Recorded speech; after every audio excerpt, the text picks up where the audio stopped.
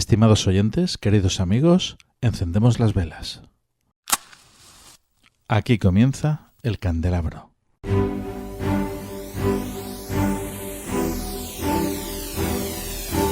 En la oscuridad de la noche, el candelabro nos ilumina y nos cubre de misterio.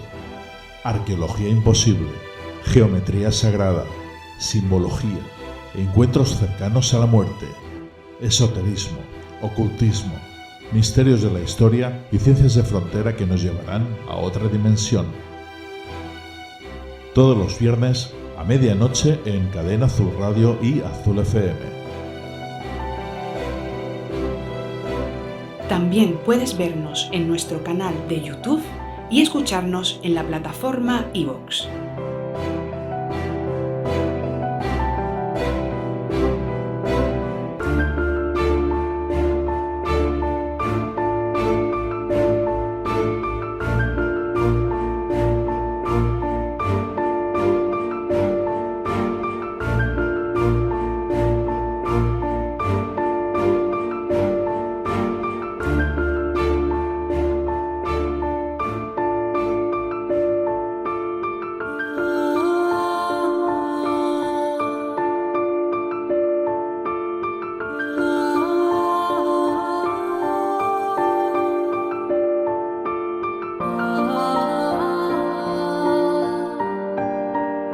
Estimados oyentes, queridos amigos, muy buenas noches.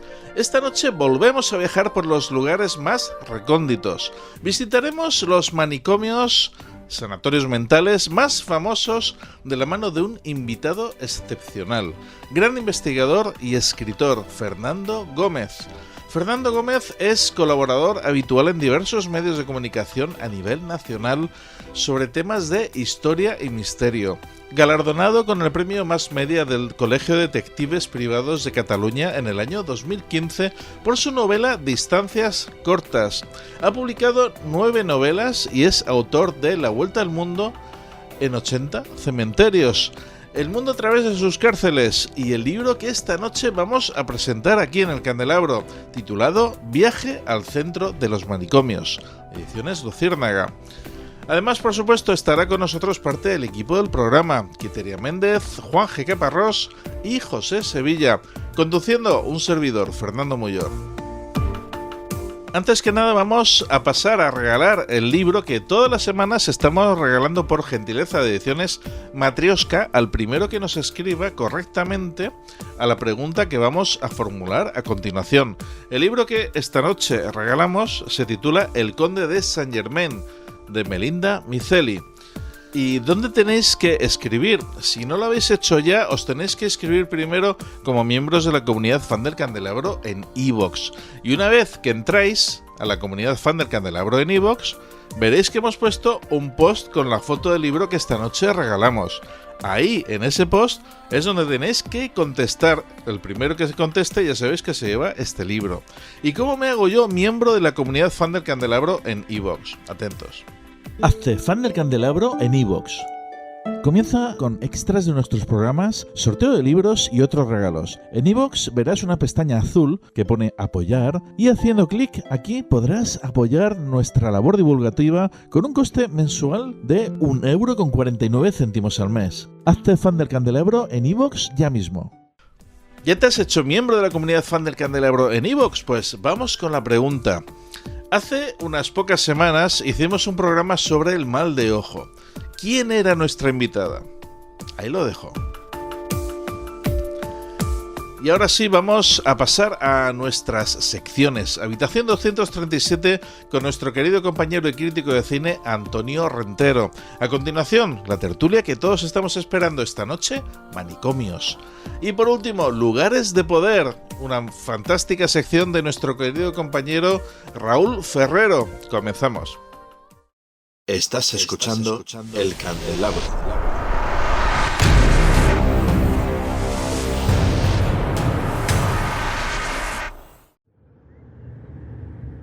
Habitación 237.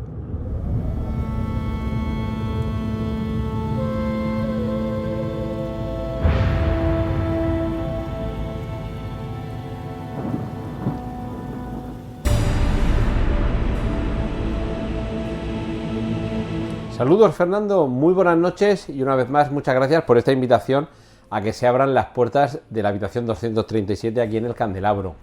El tema de esta noche es, como suele ser habitual, de vez en cuando me lo pones difícil, pero en muchas ocasiones hay muchas películas, muchas series de televisión que han tratado este tema, el tema de la semana. El de esta semana es especialmente interesante. Los manicomios, los hospitales psiquiátricos, las residencias mentales, desde el Arkham Asylum de los cómics de Batman y de los videojuegos o de las películas, hasta series que han transcurrido algunas de sus temporadas en uno de estos centros, como puede ser la serie American Horror Story. Pero en este caso me voy a centrar en una serie de películas que además son adaptaciones, casi todas de obras literarias. Hay una que es un remake y además cada una de ellas se estrenó en una década distinta, con lo cual también nos permite ir viendo desde los años 70 cómo se ha visto y cómo se ha jugado con este elemento, con este paisaje, con esta ambientación del manicomio, del hospital para los mentalmente desestabilizados o cualquier tipo de etiqueta con la que queramos vestir lo que a fin de cuentas es una reclusión para personas que no tienen la mente completamente equilibrada. Me voy a ir en primer lugar al año 1975 con la película de Milos Forman, Alguien voló sobre el nido del cuco, basada en la novela homónima de Ken Kesey y que nos regaló una de las primeras y espectaculares interpretaciones magistrales del gran Jack Nicholson. Alguien que, si bien inicialmente podemos darnos cuenta de que quizá no esté tan loco como parezca, este va a ser también un tema recurrente, lo cierto es que realmente estabilidad mental al 100% tampoco tiene. La película supuso en su momento, esto también en algún caso de las películas que vamos a repasar esta noche ha sucedido, supuso un cierto revulsivo a cómo se trataba a los enfermos mentales dentro de estas instituciones. Aunque la película se hubiera estrenado en el año 1975, la ambientación temporal era anterior, lo cual también nos permite establecer esa diferencia cronológica, el marco de referencia del tiempo, para ver reflejado en el espejo del ayer cómo son los comportamientos de hoy. Y una película que, desde luego, que no la haya visto, supone una aproximación curiosa, inquietante, espeluznante en algún momento sobre lo que supone estar o no sano mentalmente. Nos vamos a la siguiente década, al año 1984, con la película Birdie.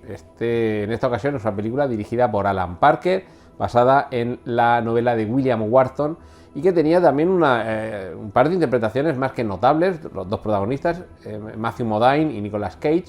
En el primer caso, Matthew Modine, a quien últimamente, por ejemplo, le hemos recuperado en una serie como Stranger Things, donde está a cargo de esa institución, donde está 11, donde está Eleven, es el padre de Eleven, es este actor, y aquí encarna a alguien tan obsesionado con los pájaros que incluso quiere aprender a volar. Además, el paso por la guerra de Vietnam, que es la etapa en la que está ambientada temporalmente la historia, también supone un cierto trauma, y vamos a ver también la historia a través de los ojos de su mejor amigo, el personaje que interpreta a Nicolas Cage, que en este caso, y a diferencia de otras películas, es no la parte desquiciada del elenco, sino más bien el buen chico, el chico normal, y vamos a ver cómo trata de recuperar la salud mental de su amigo. Nos adelantamos en el tiempo una década más, y además en este caso con viajes en el tiempo. 12 monos, año 1995, dirige Terry Gilliam, uno de los miembros de los míticos Monty Python, y en este caso no es una adaptación cinematográfica, sino un remake de un mediometraje titulado La Jetée, una obra maestra de Chris Marker, que, a pesar de que alguien haya visto la película 12 monos, recomiendo que vea La Jetée porque le va a sorprender, para empezar, desde el punto de vista formal, el lenguaje. Una serie de fotografías fijas que se desplazan delante de la cámara en ese famoso efecto Ken Burns, y que nos va contando una historia casi a modo de fotonovela a base de imágenes fijas y de una voz en off. En este caso, en 12 monos, la acción transcurre en el año 2035, todavía nuestro futuro, y hay un viajero temporal interpretado por Bruce Willis que viaja al pasado, al presente de la película, a mediados de los años 90, para tratar de encontrar la causa y el remedio a una epidemia que en el futuro matará a millones de personas. En el futuro, para los espectadores y para los protagonistas de la época, en el pasado, para Bruce Willis. La película es desquiciante, es una película conmovedora en muchos momentos, que dentro del segmento de películas de viajes temporales establece su propio capítulo y que supone todo un recital interpretativo tanto de Bruce Willis como de Brad Pitt, que interpreta al compañero en la institución mental en la que transcurre parte de la acción de la película, porque evidentemente cuando encuentras a alguien que te dice que viene del futuro, que trata de encontrar la cura para una enfermedad que matará a millones de personas, lo normal, y con todas las comillas necesarias alrededor de la palabra normal, es insertarlo, integrarlo, encerrarlo en una de estas instituciones mentales. Una década más, un par de décadas de hecho, nos vamos al año 2010 con la película Shutter Island, basada en la novela del gran Dennis Lehane, otro recital interpretativo a cambio de Leonardo DiCaprio, que interpreta a un agente que junto con su compañero, interpretado por Mark Ruffalo, se adentra en un sanatorio mental situado en una isla donde tienen que investigar una serie de crímenes. Ben Kingsley es el director de la institución. Tenemos también por ahí una serie de tramas misteriosas. Quizá nada es lo que parece o todo es lo inesperado, pero una nueva indagación con un final, y me permites el pequeño spoiler, Fernando, algo quijotesco. Y quien haya leído la novela de Miguel de Cervantes y quien haya visto la película sabrá por qué lo digo, pero ese final algo quijotesco que nos hace como espectadores preguntarnos sobre la cordura y su pérdida. Y termino con una película muy reciente del año pasado, de 2022, Los renglones torcidos de Dios, basada en la novela homónima de Torcuato Luca de Tena, dirigida por Oriol Paulo e interpretada en sus principales papeles por la gran Bárbara Leni y el gran Eduard Fernández. Una historia ambientada en la época franquista, con una investigación. Alice, la protagonista femenina, interpretada, como digo, por Bárbara Leni, acude a una institución mental a llevar a cabo una investigación pidiendo que se la interne a ella misma como paciente para tratar de solventar sus males nerviosos, pero al mismo tiempo, dentro de esa institución, llevar a cabo una investigación. La novela, si no recuerdo mal, se publicó a mediados de los años 70 y supuso una auténtica revolución, porque mostraba, parte de lo que he estado comentando esta noche, los métodos que se empleaban en ese tipo de instituciones. Y de nuevo, mirando hacia atrás, tratando de que ese espejo de la distancia nos ofrezca un reflejo que nos sirva para algo. Pues como ves, Fernando, una serie de películas con las que hemos recorrido distintas épocas. Por supuesto nos dejamos muchas, el tema da muchísimo juego, pero así, si en algún momento volvemos a tocar este tema, tendremos donde seguir indagando. Y muy poco más. Una vez más, Fernando, reiterarte este agradecimiento a que las puertas de la habitación 237 continúen abriéndose aquí en el Candelabro. Un saludo muy afectuoso para ti, para tus invitados, para quienes nos están escuchando o nos están viendo a través de YouTube.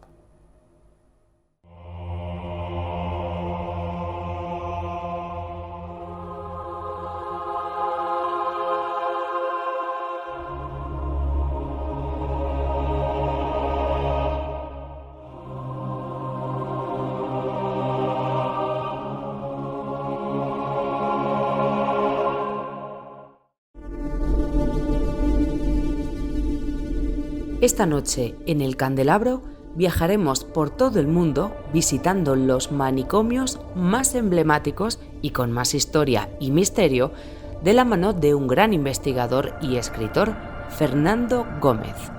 Fernando Gómez es colaborador habitual en diversos medios de comunicación a nivel nacional sobre temas de historia y misterio. Galardonado con el premio Mass Media del Colegio de Detectives Privados de Cataluña en el 2015 por su novela Distancias cortas, ha publicado 9 novelas y es autor de La vuelta al mundo en 80 cementerios, El mundo a través de sus cárceles y el libro que esta noche presenta en el Candelabro titulado Viaje al centro de los manicomios, de Ediciones Luciérnaga. Encendemos las velas.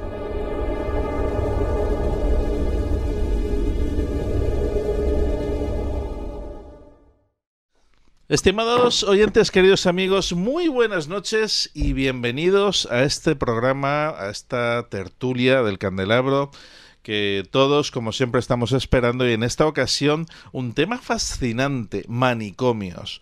Para ello tenemos aquí a Fernando Gómez, que ha escrito un libro estupendo titulado Viaje al centro de los manicomios.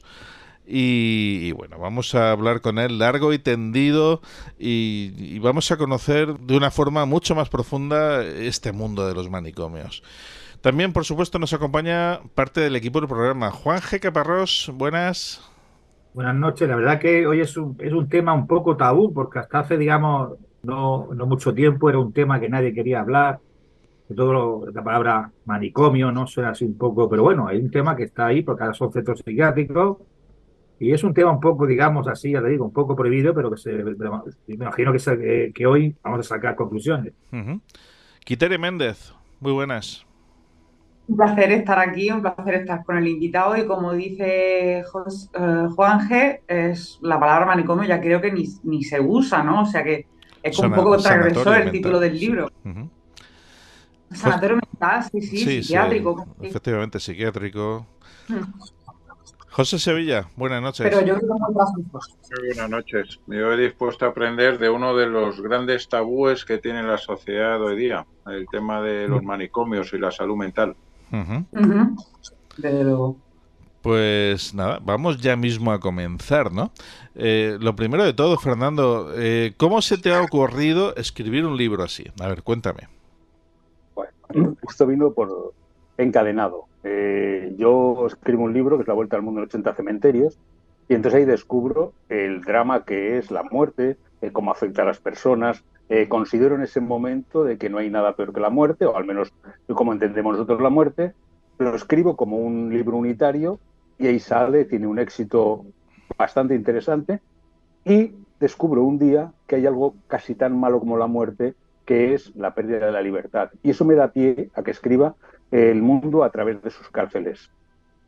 Escribo este libro, ya pienso que cerrado, que serán 2 libros casi sueltos y unidos por el mismo personaje, que salen los dos, y descubro de que también, aparte de la muerte y aparte de la pérdida de la libertad, está la pérdida de la razón, la pérdida del conocer a los que tenemos al lado, la pérdida del control de nuestros cuerpos, y entonces descubro que los manicomios son ese elemento para cerrar una trilogía tocada sin morbo, o sea, cementerios, cárceles y manicomios, tocada sin morbo, y en la cual todo se base casi en anécdotas y todos sean viajes, sean casi como libros de viajes en el cuales hay un recorrido que empieza en una ciudad, habitualmente siempre una ciudad europea, van continuando y van dando la vuelta al mundo hasta volver otra vez al punto casi del que hemos salido.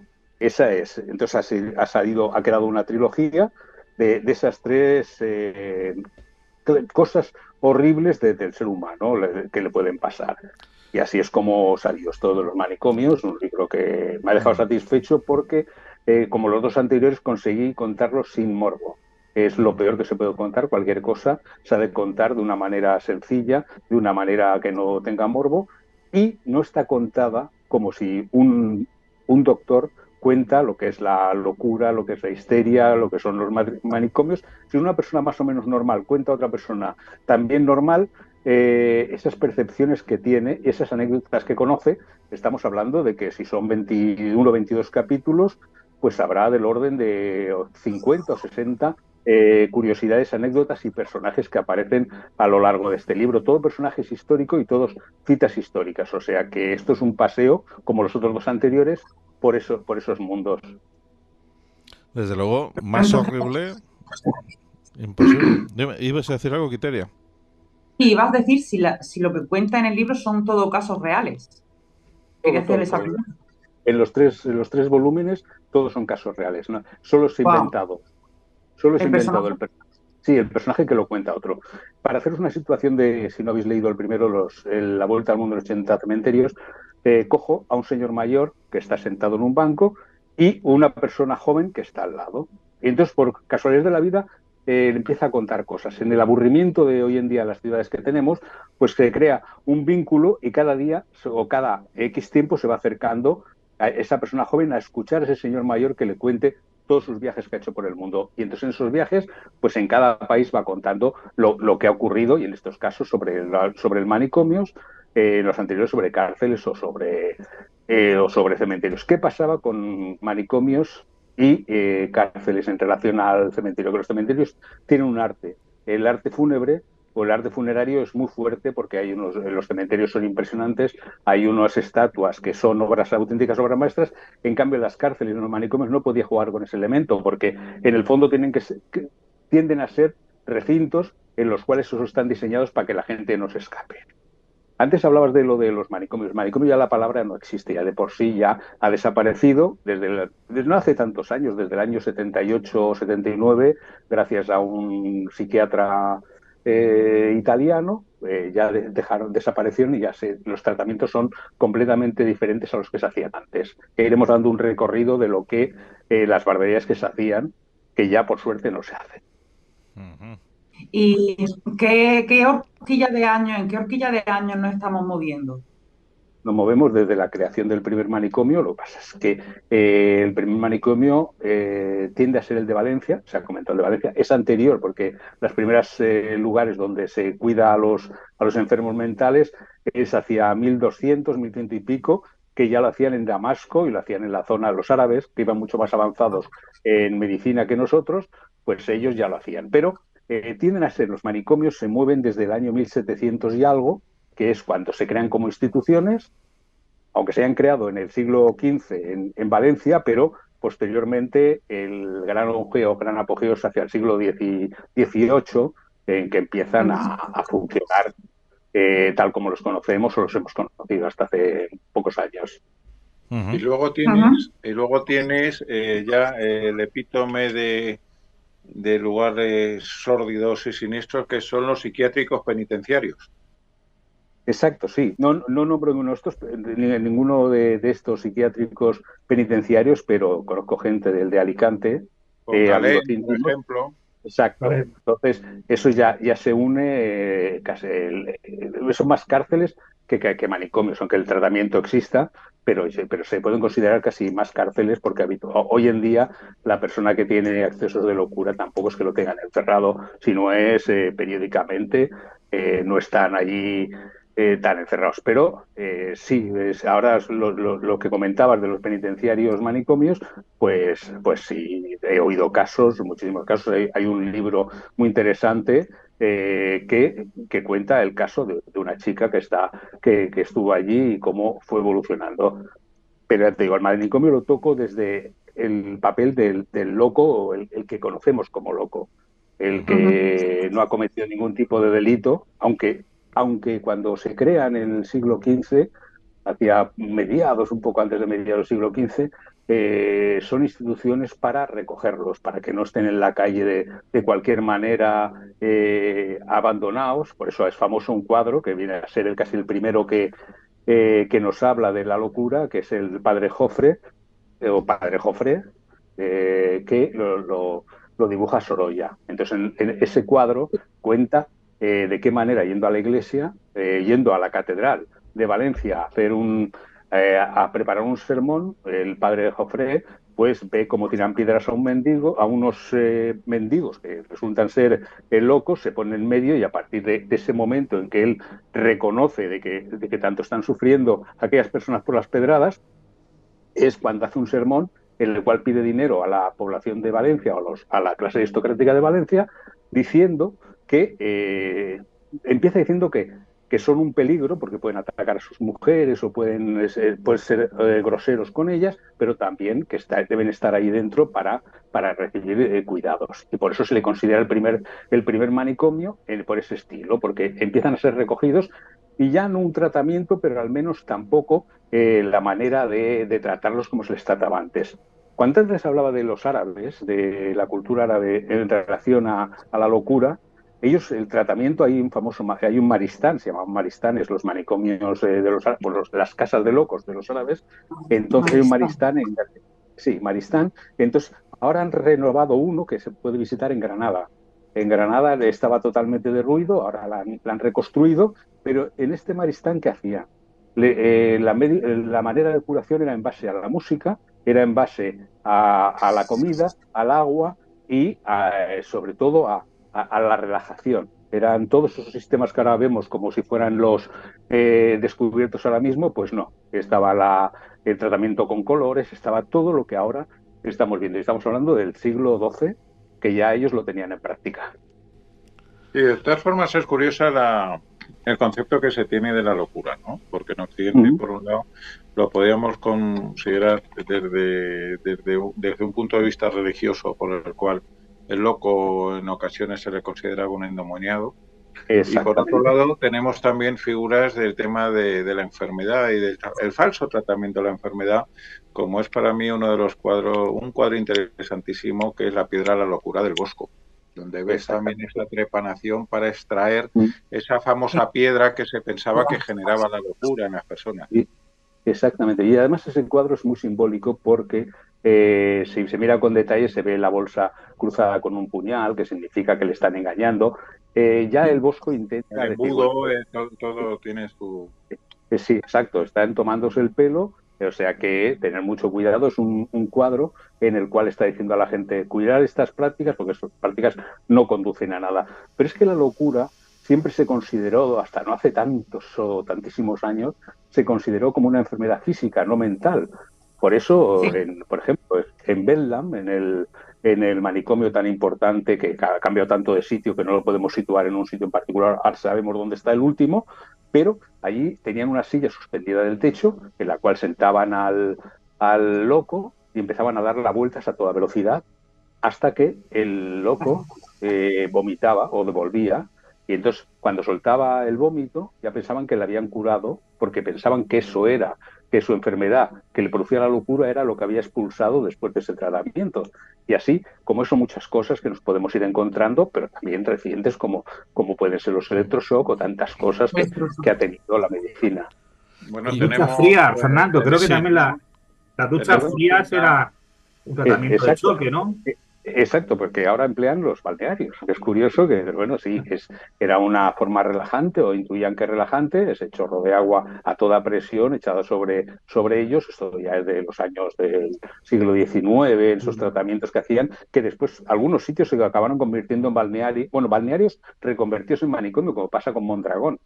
El manicomio de Mondragón es simplemente una reconversión de un balneario por el asesinato que hubo del ministro español. Entonces, a partir de entonces, pues la clase burguesa no quiso ir allí y se fue deteriorando, y aprovecharon ese balneario para convertirlo en manicomio, que estuvo el Leopoldo María Panero, al cual tuve la suerte de conocer. Estuvo entre sus muchos manicomios, estuvo en ese. Los últimos años los pasó en el de la Laguna, pero era un personaje totalmente curioso, que es la unión de la locura con la inteligencia. Era una persona inteligente, aunque después vemos la película El Desencanto, o 20 años después del Desencanto, que también tenía sus grandes problemas que le habían venido de la parte familiar. Era un personaje muy curioso, un personaje importantísimo de conocer, con anécdotas tremendas. Cuento en el libro una anécdota en el cual en la Feria del Libro de Madrid estábamos allí y la gente hacía cola, porque la gente siempre le compró muchos libros de poesía, cosa que es inentendible porque la gente lee muy poca poesía en España, pues haciendo cola, y una señora allí haciendo cola hasta que le llegó el turno. Entonces, en ese momento que ella le entrega el libro para firmar, él se la queda mirando y le dijo: eres la muerte que ha venido a visitarme. La señora quedó totalmente asustada. Y esas eran sus reacciones, pero es que además era una persona que al día te bebía 52 Coca-Colas, 54 Coca-Colas. Bueno, es que era una persona compulsiva en todo lo que hacía, pero es que es lo típico de la locura. Y ya digo, si vemos la película de Desencanto, pues vemos también de dónde nacen, en su caso, ese tipo de locura que llevaba encima. De todas formas, era lo que estaba intentando comentar antes, es que en la antigüedad no existía el concepto de la mente, ¿no? La locura era una enfermedad física, como era, por ejemplo, la definición de la histeria que daban los griegos, en las cuales pensaban que el útero se le subía a la mujer a la cabeza, y de ahí viene la palabra de histeros, o era un concepto vinculado a una enfermedad del alma. Es decir, el concepto de mente no existía hasta hace relativamente pocos siglos, ¿no? de enfermedad mental, quiero decir. Exactamente, y tú hablar de los endemoniados era el cajón desastre donde metían todas esas situaciones. Por eso había mucho. Siempre la mujer ha estado peor considerada con la locura, por lo que tú decías del útero, de la histeria, también porque la mayoría de endemoniadas eran brujas. Siempre la mujer era el estamento más débil, el más fácil y el que no tenía derecho a casi nada. Entonces era más fácil el ser dominada y el ser metida en esos lugares. Lo de la histeria es también incluso la histeria es algo casi reciente con Chacrot y con toda esta gente que estaba en la Salpêtrière, que son los que hacen los grandes espectáculos de la histeria. Y luego había otro concepto que era también vinculado al tema del alma, que era en el matrimonio que nacía un hijo con deficiencias y tal, se le consideraba también como un castigo por los pecados de los padres en la antigüedad. Era también otra fórmula de interpretación de la locura que había, o de la enfermedad mental, más que la locura. Exacto, y que eso lleva a que después aparezca la eugenesia para querer eliminar todo eso, para decir, bueno, queremos el individuo puro, pues viene también de eso, de esa enfermedad genética, que temen de que genéticamente esté traspasando de unos a otros. Cuento en el libro el caso de la hija de Joseph Kennedy, que era el miedo a que la gente, al verla que tenía un infantilismo, más que locura, que tenía infantilismo, el pánico que da al patriarca de los Kennedy, el que su hija fuera vista así, y temía de que si la veían que era un poco deficiente, que entendieran que todos los Kennedy podían tener eso y que era hereditario. Entonces, lo de la herencia siempre ha estado presente en la locura. Juanje. Sí, te preguntar, Fernando, si justamente has dado, iba yo a preguntar sobre el tema, si has tenido algún caso en estos que has estudiado, de alguien que realmente que no estuviera, digamos, con esta enfermedad mental, y por encerrarlo, que fuera, digamos, obligado, bien por herencia, o bien en su familia, o por una venganza, en este estilo de cárceles que había allí, o manicomio, si quieres llamarlo, y eso había llegado a que realmente a que pillara la locura, ¿no? Era muy común. Eso la amplia mayoría ha ocurrido. Bueno, hay un caso también muy curioso, que tiene, yo diría que final feliz, que se dio en un lugar de los Estados Unidos, una chica que por cuestiones de herencia le correspondían a ella, entonces la familia, para quedársela, pues le empezaron a decir que estaba loca, pagaron al manicomio para que la tuviera encerrada, entonces el manicomio cogió el dinero, la metió ahí dentro, y ella durante 6 años estuvo tirando un papelito por la ventana para ver si alguien lo cogía, diciendo de que estudiaran el caso, que ya no era una loca, y 6 años después consiguió él que cogiera una persona, lo leyera, fuera a un periódico, lo comentara y consiguió salir del manicomio. Pero casos al contrario los desconocemos, porque como quedaron allí y murieron allí dentro, hay una película, Corredor sin retorno, que ocurre más o menos de esa situación, en la cual él entra al manicomio para intentar descubrir un criminal y que le den el premio Pulitzer, y resulta de que poco a poco se va convirtiendo y se acaba convirtiendo en un loco que ya no puede salir. No gana ni el Pulitzer ni nada, pero es una película interesantísima de Samuel Fuller, que has visto por lo que te he contado, o por lo que os he contado, que es muy similar a la de Los renglones torcidos de Dios. Entonces, es muy anterior. Quería preguntarte, Fernando,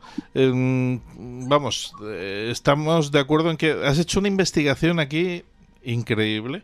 Yo no sé cómo lo has hecho, de dónde has sacado tanta documentación, y por otro lado, si te has enfrentado a alguna situación, alguna dificultad a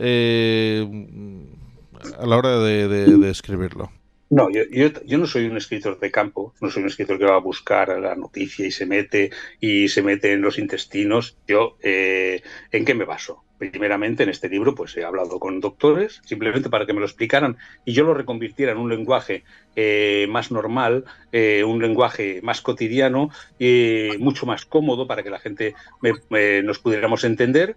Y eso es por un lado. Después, por otro, está la amplia cantidad de libros que he leído yo en mi vida. Entonces, ahí lo tenía cómodo yo, porque, como puedes ver, entre libros y cine que he visto, pues contaba muchísimo. Y casi todo, como puedes ver, está muy centrado sobre todo en el mundo de la pintura. Hablo de muchísimos cuadros. En el mundo de la literatura, ahí aparecen todos los libros que he leído y los que se acoplaban dentro de la historia de la locura.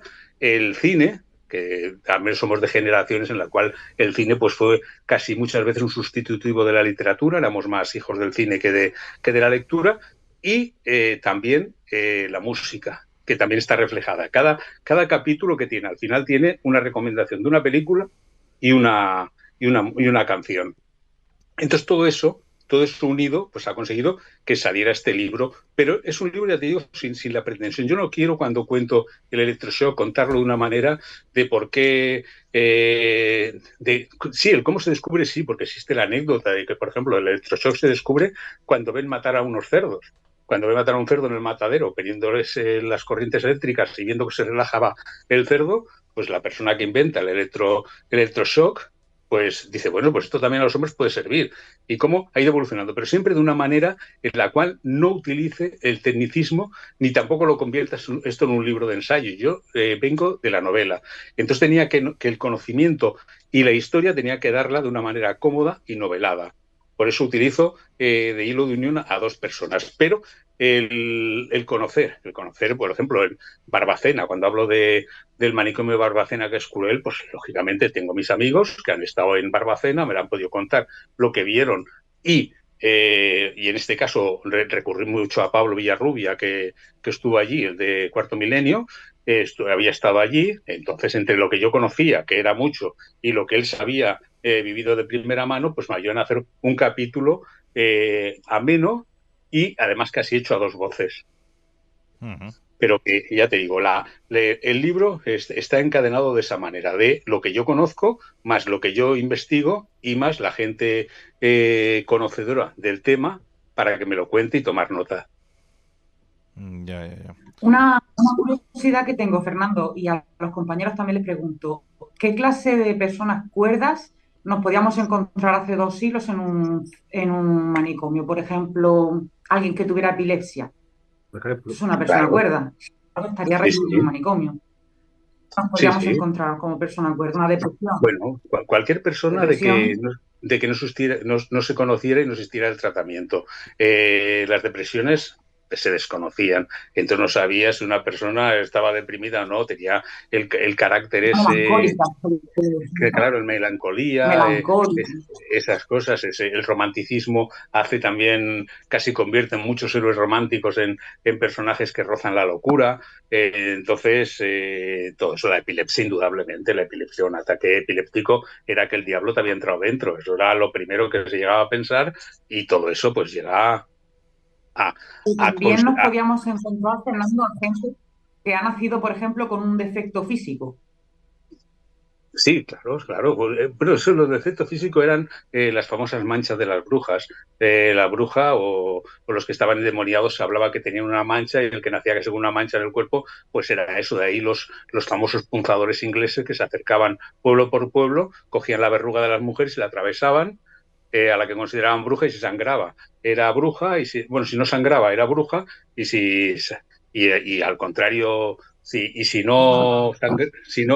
sangraba no era bruja, y si no sangraba, pues lo contrario. Entonces ha habido siempre ese concepto de la locura, pero ya no la locura como una enfermedad mental, lo que comentaba José Sevilla, sino como algo que venía, que aparecía o entraba dentro del cuerpo por una serie de razones. Por ahí lo que él también comentaba, lo de la piedra de intentársela sacar de la cabeza, esa piedra lunar, y entonces todo estaba dentro de la ignorancia. Que en el momento que se empiezan a conocer cosas, la ignorancia ya desaparece y ya se puede catalogar a todos, pero eso llega muy recientemente, ¿no? Tampoco estamos hablando ni 2 siglos, menos de 2 siglos, que se empieza a tratar con algo con más respeto al enfermo. Yo pienso que una gran cantidad de gente lo usaría como, bueno, esto es una herramienta, no deja de ser una herramienta para encerrar a una persona en contra de su voluntad, ¿no? Vamos a ver, estoy seguro que... En lo que estás diciendo de herramienta para encerrar de voluntad, no tenemos más que ver hasta hace relativamente poco tiempo los regímenes comunistas del Este, en el cual al disidente se le consideraba loco. Claro. y directamente era internado tenía dos opciones, o el Gulag o el psiquiátrico. Entonces la enfermedad mental también ha sido una excusa utilizada por el poder a la hora de eliminar la disidencia, ¿no? Y no solamente de eliminarla desde el punto de vista de encierro, sino también regímenes totalitarios como la Alemania nazi, mediante las leyes de eugenesia, también lo que procedían era al exterminio del enfermo mental, de todas sus categorías. Sí, claro. Por ejemplo, en la disidencia estaba el famoso parasitismo. Parasitismo no es que fuera enfermedad, pero la consideraban ellos como enfermedad, que decían que eran gente que no querían trabajar, que era su gran problema, era que no querían trabajar, y el propio régimen comunista, pues ya eso los apartaba, les mandaba al Gulag. La eugenesia se montaron, hablo aquí de Adamar, se montan unas fábricas, unos lugares para quemar a la gente, pero eso nace casi por una necesidad. Es curioso cómo nace la eugenesia o cómo nacen las leyes de Hitler para la perfección de la raza. Ojo, perdona, un matiz. Se piensa que las leyes de eugenesia son de origen nazi, pero son británicas y son anteriores. Exacto, sí, no son británicas. Es un pequeño detalle que la gente desconoce. No, y España las coge también. Y España las coge también. Sí. Entonces, en Adamar, ¿qué ocurrió? ¿Por qué empiezan con Adamar? En Inglaterra ya estaban igual, que los negros también tuvieron el gran problema de que había una enfermedad la cual decían de por qué se querían escapar si vivían también los negros, la drapetomanía. Entonces, es curioso lo de las leyes de la raza y, bueno, de la eugenesia con los nazis, porque es un señor de Múnich que manda una carta al Führer diciendo que su hijo ha nacido con una malformación y que no ve, que tendrá muchísimos problemas, que no va a reaccionar nada.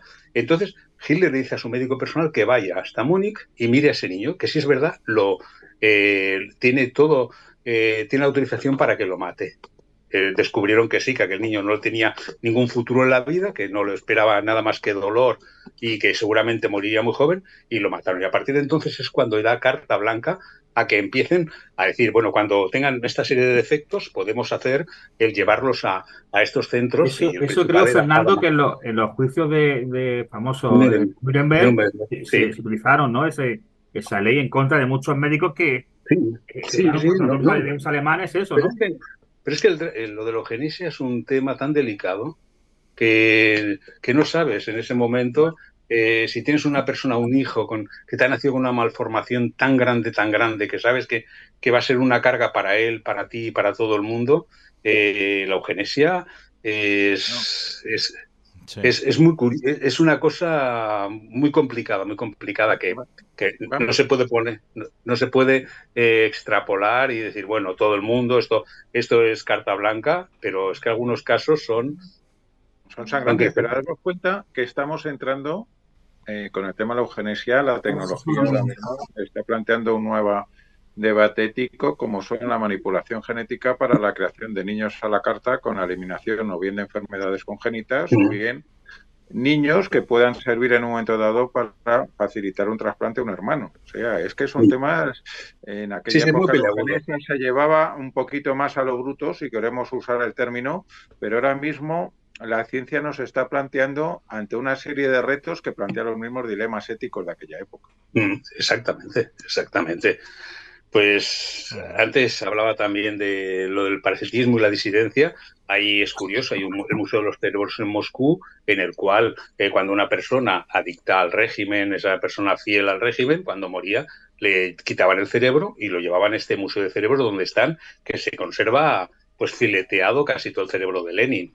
El cerebro de Lenin lo que quedó sano, porque su cerebro, la mitad estaba corrompido, la otra mitad empezaron a cortarla porque decían lo típico de que no pueden tener el mismo cerebro una persona inteligente como él que un tonto. Entonces en algún lado tiene que estar la inteligencia dentro de ese cerebro y por eso lo diseccionaban, lo comparaban con otros, o cuando los criminales se medían la cabeza o también les miraban el cerebro para ver qué diferencia había, dónde estaba el mal. Con Lombroso y Ferri, desde luego, exactamente. toda una... Exacto. El Lombroso. El Lombroso, claro, que en Italia tiene un buen museo, entonces ese fue uno de los principales en ese estudio, que al final descubrió que no había nada, que era una cosa que se acabó creando él, la diferencia entre un cerebro y otro. No hay diferencia entre el cerebro de un criminal así, visto la masa cerebral. Otra cosa es que miremos los cromosomas y demás. Eso es otro asunto, que eso ya fue muy posterior. ¿Entraron todos los casos, anécdotas que tenías pensado que entraran en el libro? ¿O te has dejado ahí alguno que te hubiera gustado comentar?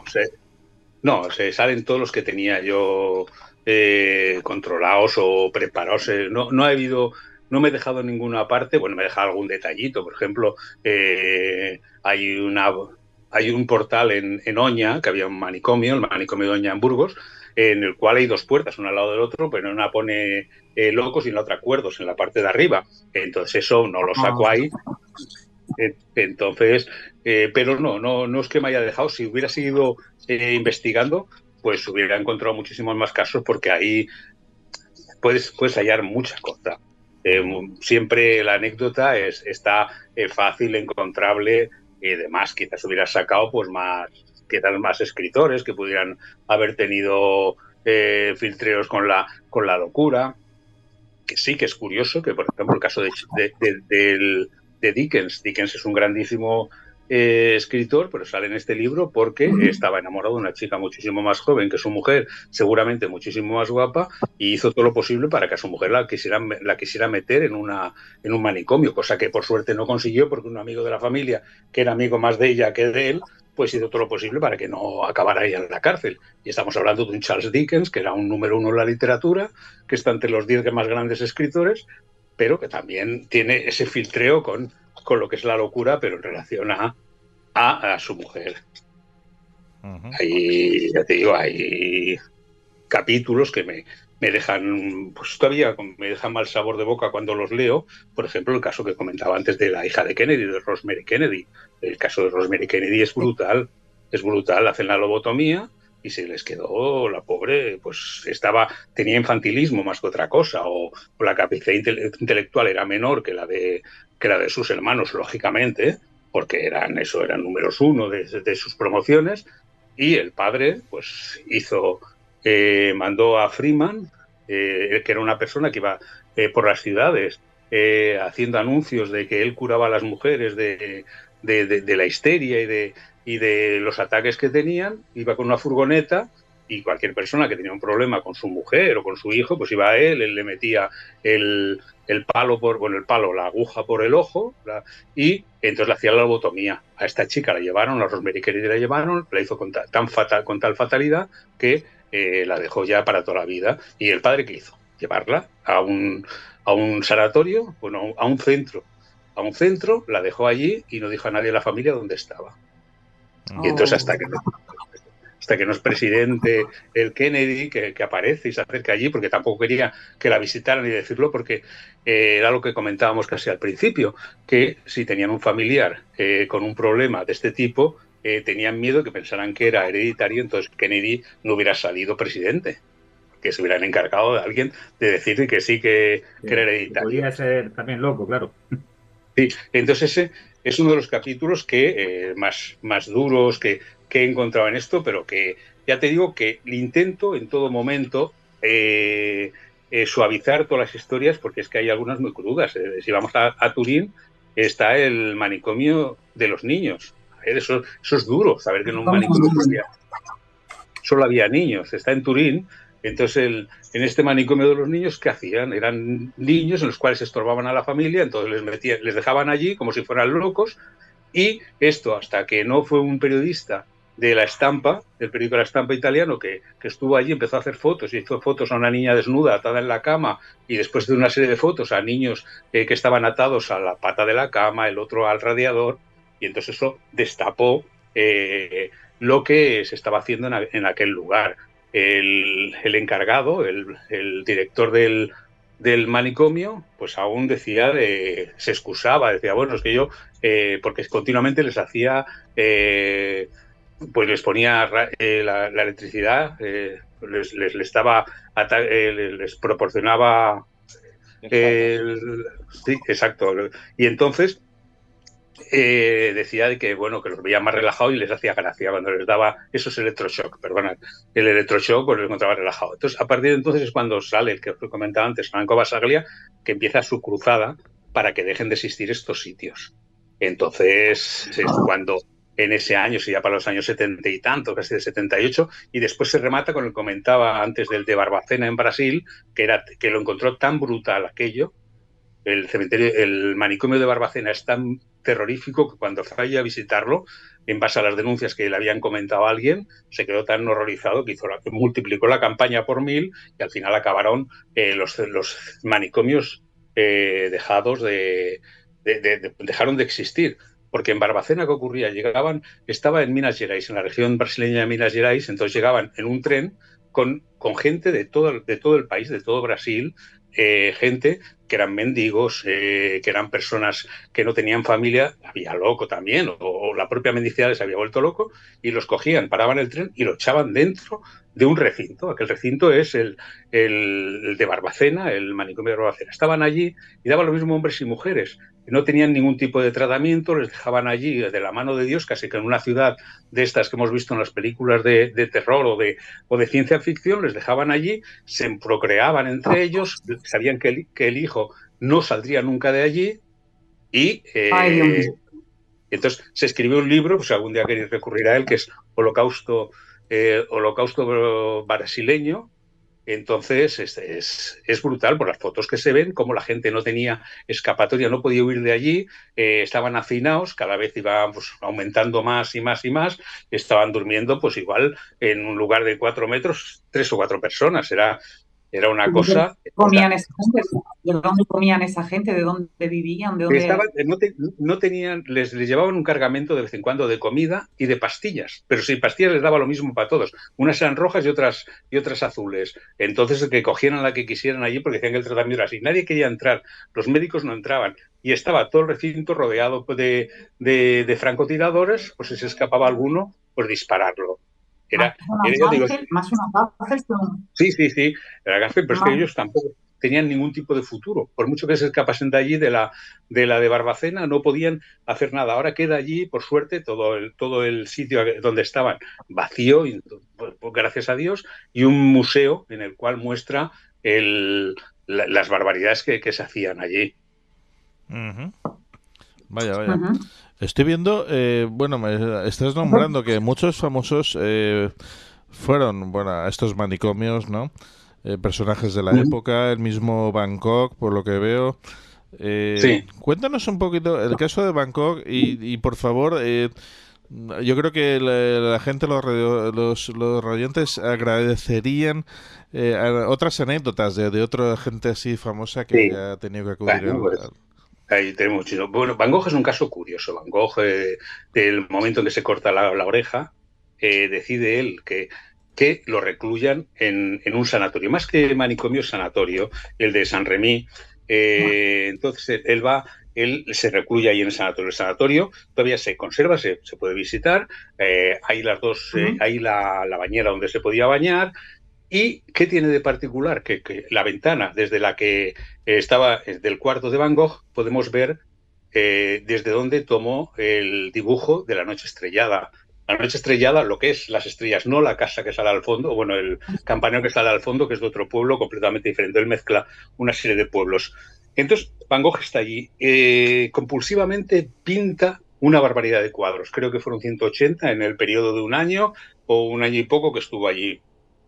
Y después de allí va y consigue salir y va con el doctor Cachet. Pero aquí viene, creo que la gran mentira que se nos ha dicho sobre Van Gogh. Ahora por fin han salido estudiosos y la han reconocido, de que la pregunta clave, él muere de un disparo en el pecho.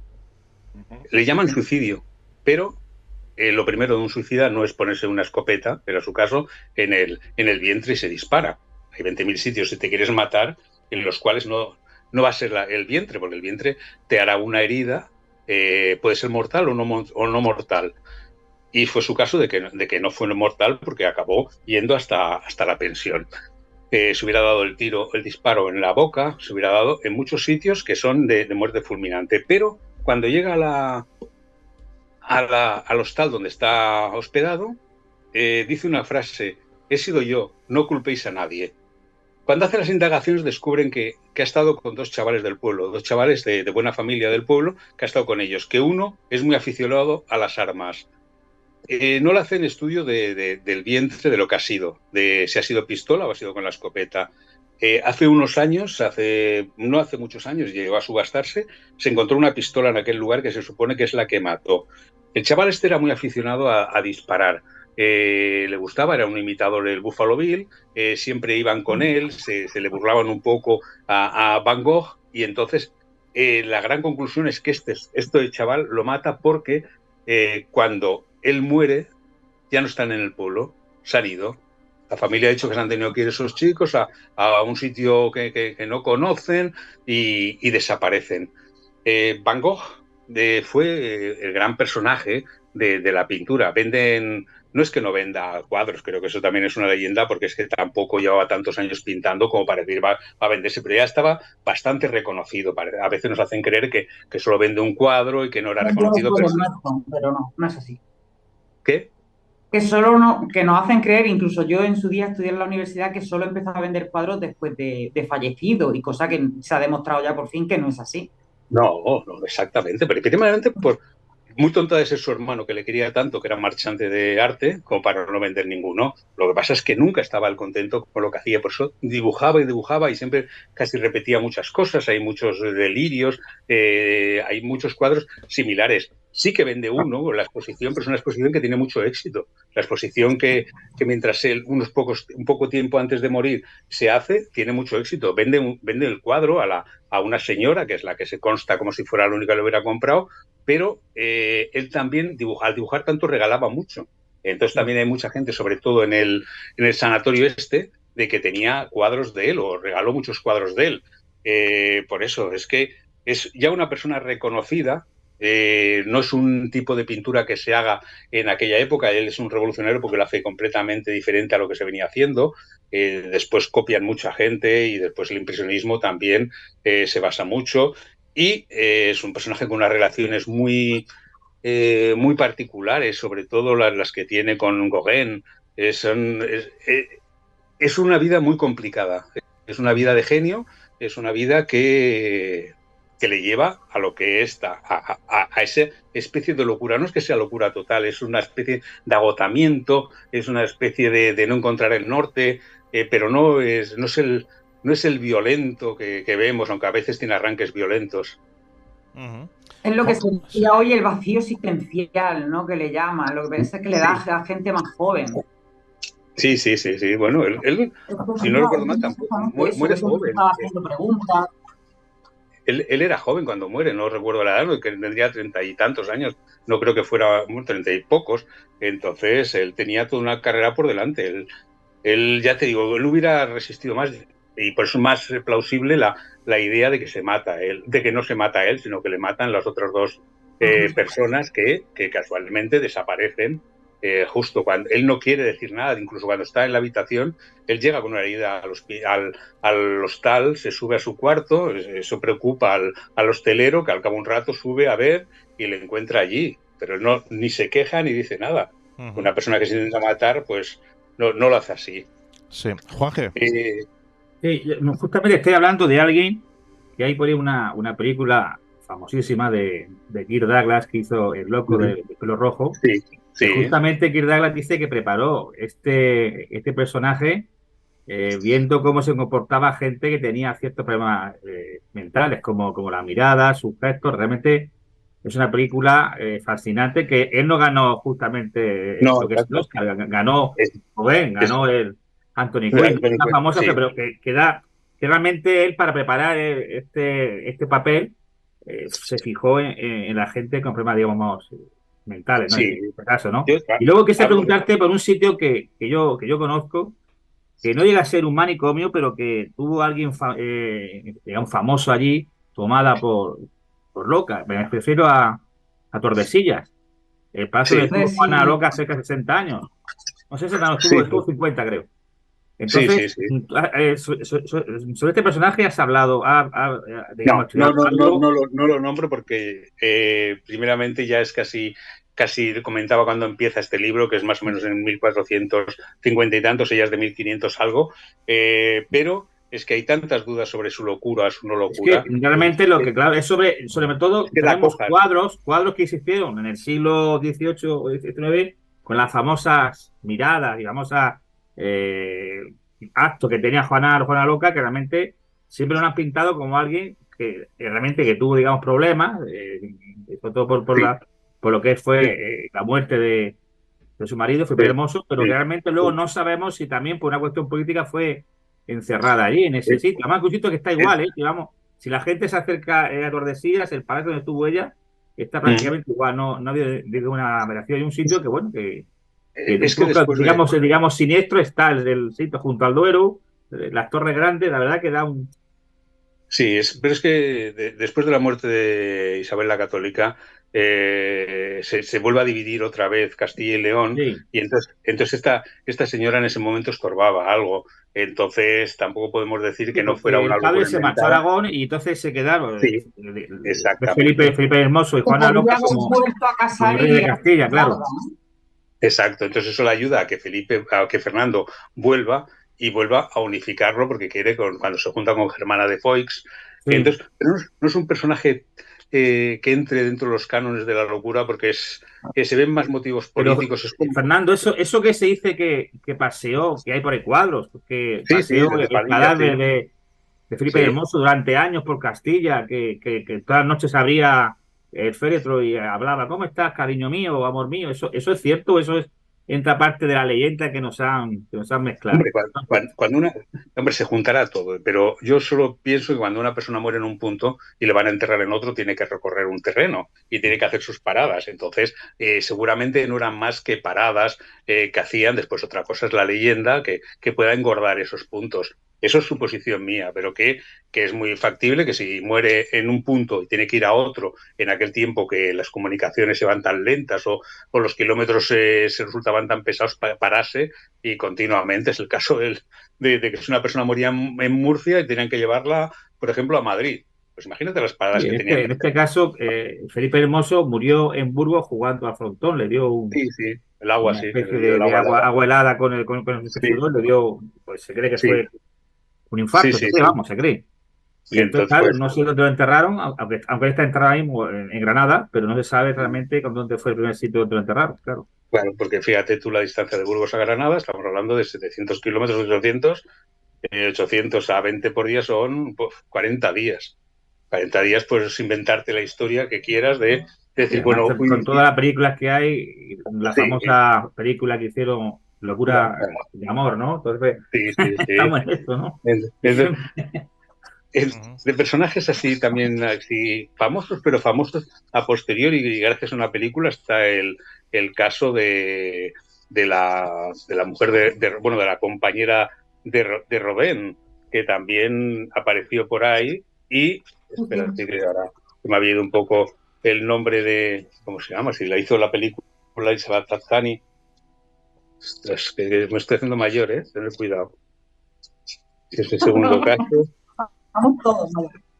No, es que es tremendo, porque es Camille Claudel.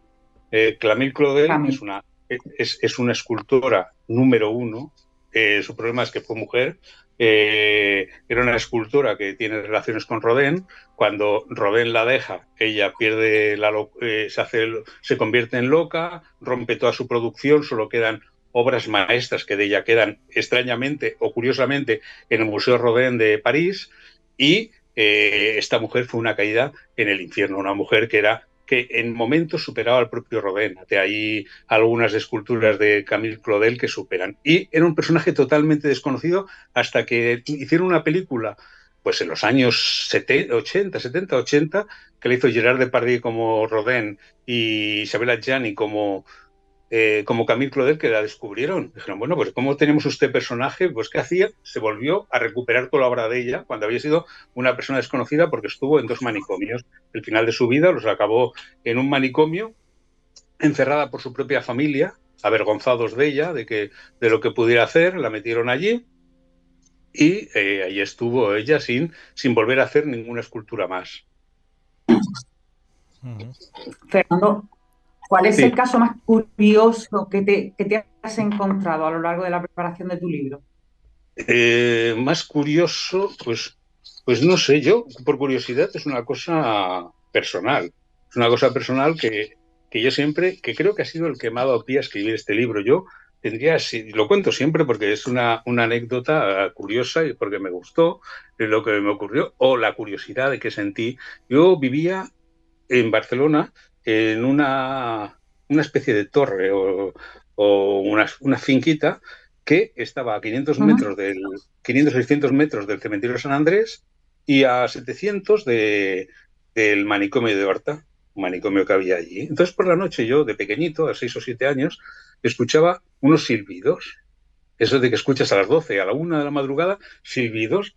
Y entonces eso de que el niño pues siempre tendemos a miraba y veía un señor que bajaba corriendo y después 2 o 3 personas que lo perseguían con una camisa en la mano y le iban a cazar. Era un loco que se había escapado. Periódicamente se escapaban los locos, no tenían que salir a buscarlo porque sabían que al día siguiente volverían, porque es que no encontrarían lo que podrían hacer. Entonces iban allí, le cogían y lo volvías a ver con cómo lo llevaban con la camisa que ya le habían puesto, esa camisa tan violenta que es, con los brazos cruzados. Por detrás. Entonces, y esto es ese sonido de los silbatos, siempre se me quedó en la cabeza como lo que habréis oído vosotros, escuchado vosotros, que es el sonido de los cerdos cuando los matan. Ese sonido, cuando les degüellan y cómo chillan los cerdos, es brutal, se te queda toda la vida ahí metido y marcado. Entonces, esta imagen la aproveché para acabar el libro casi con esa imagen, porque el manicomio de Horta, me acuerdo que entrábamos cuando era pequeño, cuando 5 o 6 años, podías entrar dentro del manicomio a ver cine, porque del cine iban tanto locos como cuerdos. Y entonces nos ponían en un lado a unos y en otro lado a otros, entonces veías la misma película, ellos pues al momento gritaban, otra vez gritábamos nosotros, y eso se me queda. Después, alguno que me haya quedado en la cabeza, bueno, los más importantes son los 2 que hemos tocado, el de o que he tocado por encima, que era el de Bedlam en Londres, que se lleva todo el historial. Incluso había una película que se llama Bedlam, que la hacía el Boris Karloff, y entonces ahí era donde estaban, pues era casi una prisión. Y la Salpêtrière en París, pues es curioso porque tenía las lecciones de los martes. En las lecciones de los martes cogían a una señora y el señor Chacrot, el doctor, un doctor famosísimo en su época y que hizo cosas muy buenas por los enfermos y que muchas de sus historias han pasado de sus análisis, pues entonces las llevaba allí y las mostraba al público. El público iba allí, entonces él decía que lo que era la histeria, ellas se ponían histéricas, ellas vivían de eso, ellas eran unas personas de la calle en las cuales las tenían allí y hacían actos de histerismo, pero provocados y condicionados por Chacrot, que igual les pinchaba hasta que conseguía la histeria delante de aquel público, entonces explicaba la curvatura de la espalda cuando les daba el ataque de histeria. Incluso se llegó a montar un baile, había un baile anual en el cual la gente noble de París podía entrar a bailar con las locas. Y entonces hay una serie de anécdotas curiosas allí. Y el de Bedlam permitían la entrada a la gente de la calle. Con un precio económico podían entrar, los locos estaban en jaulas. Y entonces los padres con los hijos iban los domingos a visitar a los locos para que un poco como ejemplo. Pero eso se ha dado siempre. El ejemplo por la imagen se ha dado mucho. En Barcelona había un verdugo que era Nicanor Méndez. Cuando Nicanor Méndez deja de ser verdugo, porque ya dicen que es mayor, se monta o quiere montarse un palacio de las ejecuciones.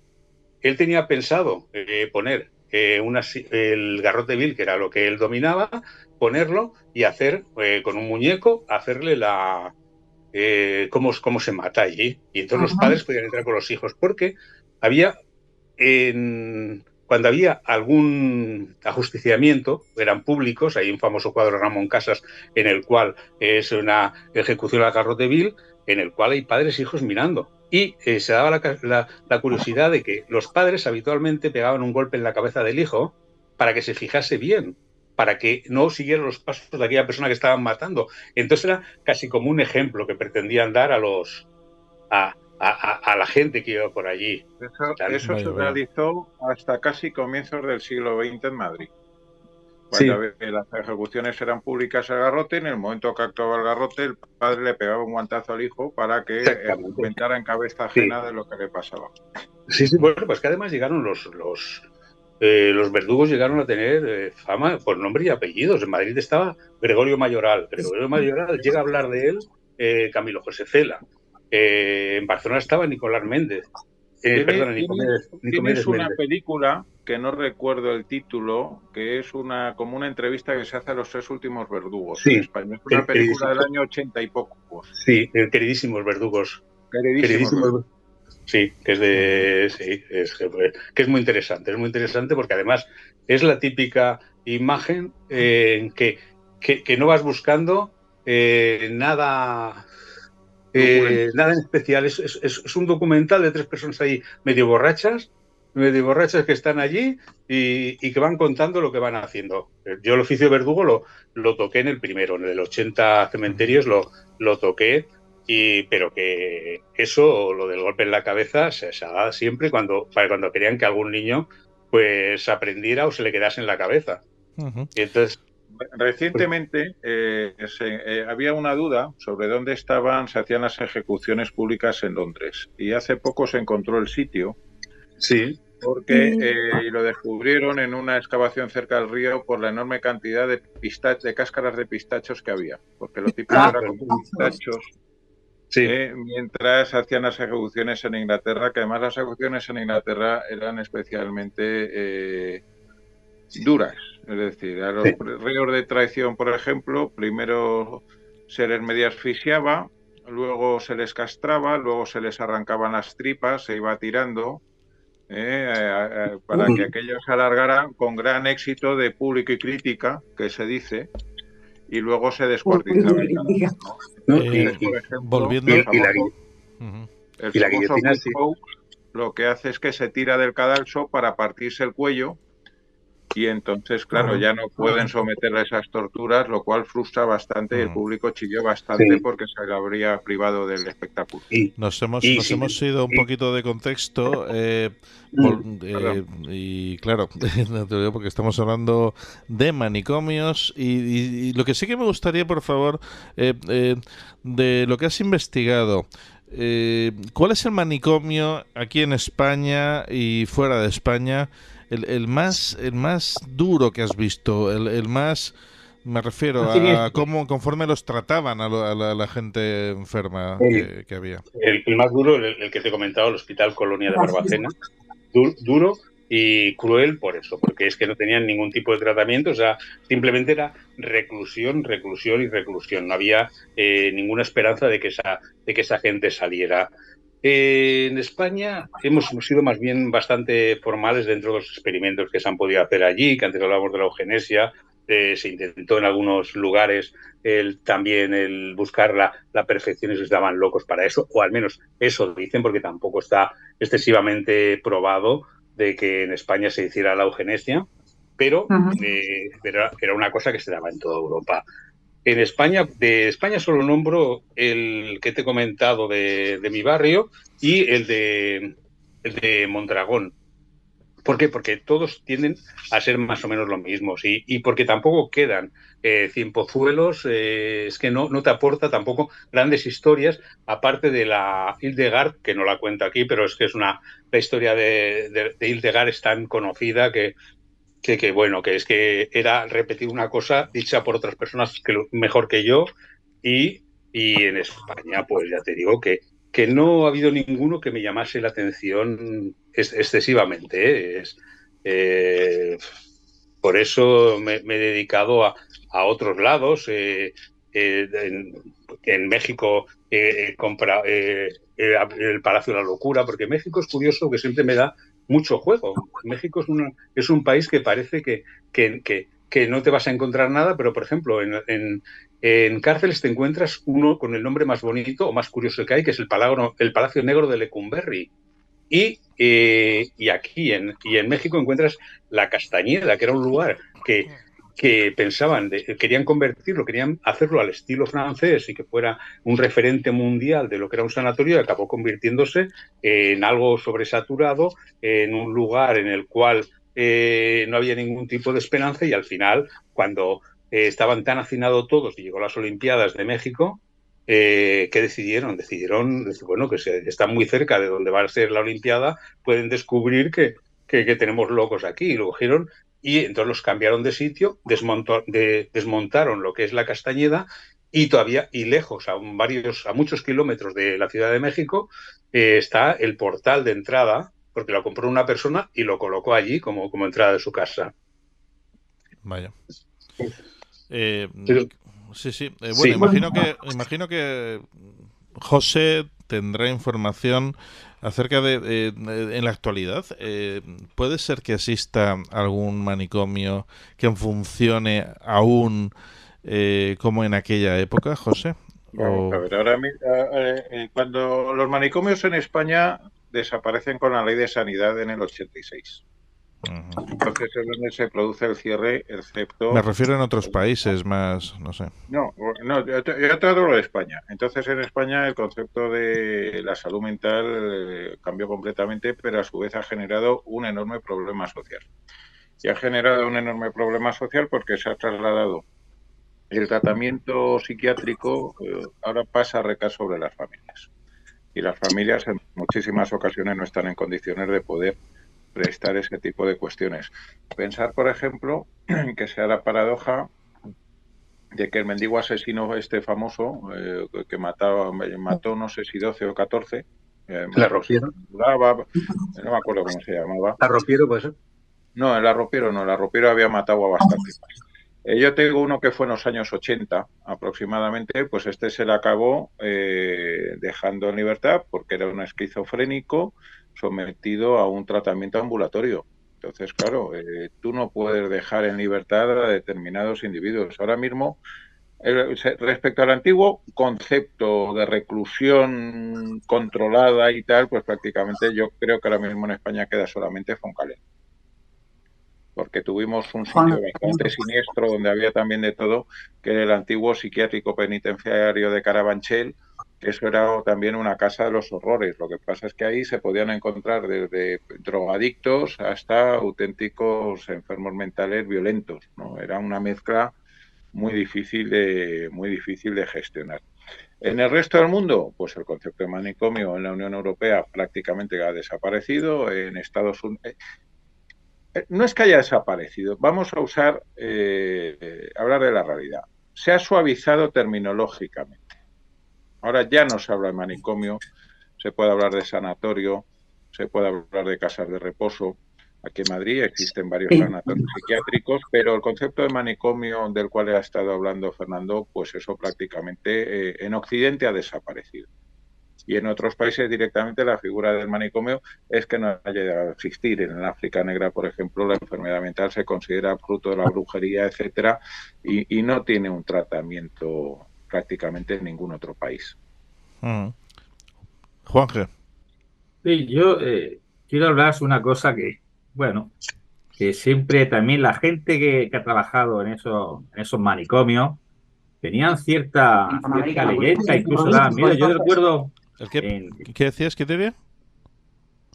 Que me acuerdo de haber visto una cárcel de El Salvador, lo que es una cárcel, y eso sí era terrorífico. O sea, me imagino cómo tiene que estar un manicomio allí. O sea, aunque sea un sanatorio, un sitio de reposo del Estado, quiero decir, que sea del Estado, que no tenga fondos privados, tiene que ser terrorífico, por ejemplo. Sí, Juanje. No, sí, que sobre digamos, leyenda negra o tema, digamos, tabú sobre los manicomios, también era sobre la gente que allí, digamos, trabajaba. Yo recuerdo cuando teníamos 9 años que íbamos con los amigos al colegio y había un vecino que decían que era loquero, textualmente, loquero, el loquero en Guadalajara. Y el hombre era un hombre, pues como José veía, medía 1,90, calvo, brazos grandes, y un día tuvimos la suerte o desgracia que lo vimos con la camisa y una especie, digamos, como de delantal de cuero que tenía, que decía que con eso a los locos los cogía. Y el hombre era, de verdad, estaba siempre solo, no saludaba a nadie, vivía solo, era un personaje de leyenda o de novela, pero que yo lo vi. Entonces también en aquella época, digamos, el trabajar como loquero, pues estaba mal, digamos, mal visto, ¿no? Porque era como una persona también que era medio loco o que era una persona encima fuerte, ¿no? Pero que sabía tratar a los locos, pues cuando te decían que era loco, que sobre todo con locos, digamos, gente, digamos, agresiva. Y entonces recuerdo ese personaje que era personaje como de película, pero recuerdo perfectamente, ¿eh? Y estaba un poco, la gente tenía miedo hasta decirle buenos días, ¿eh?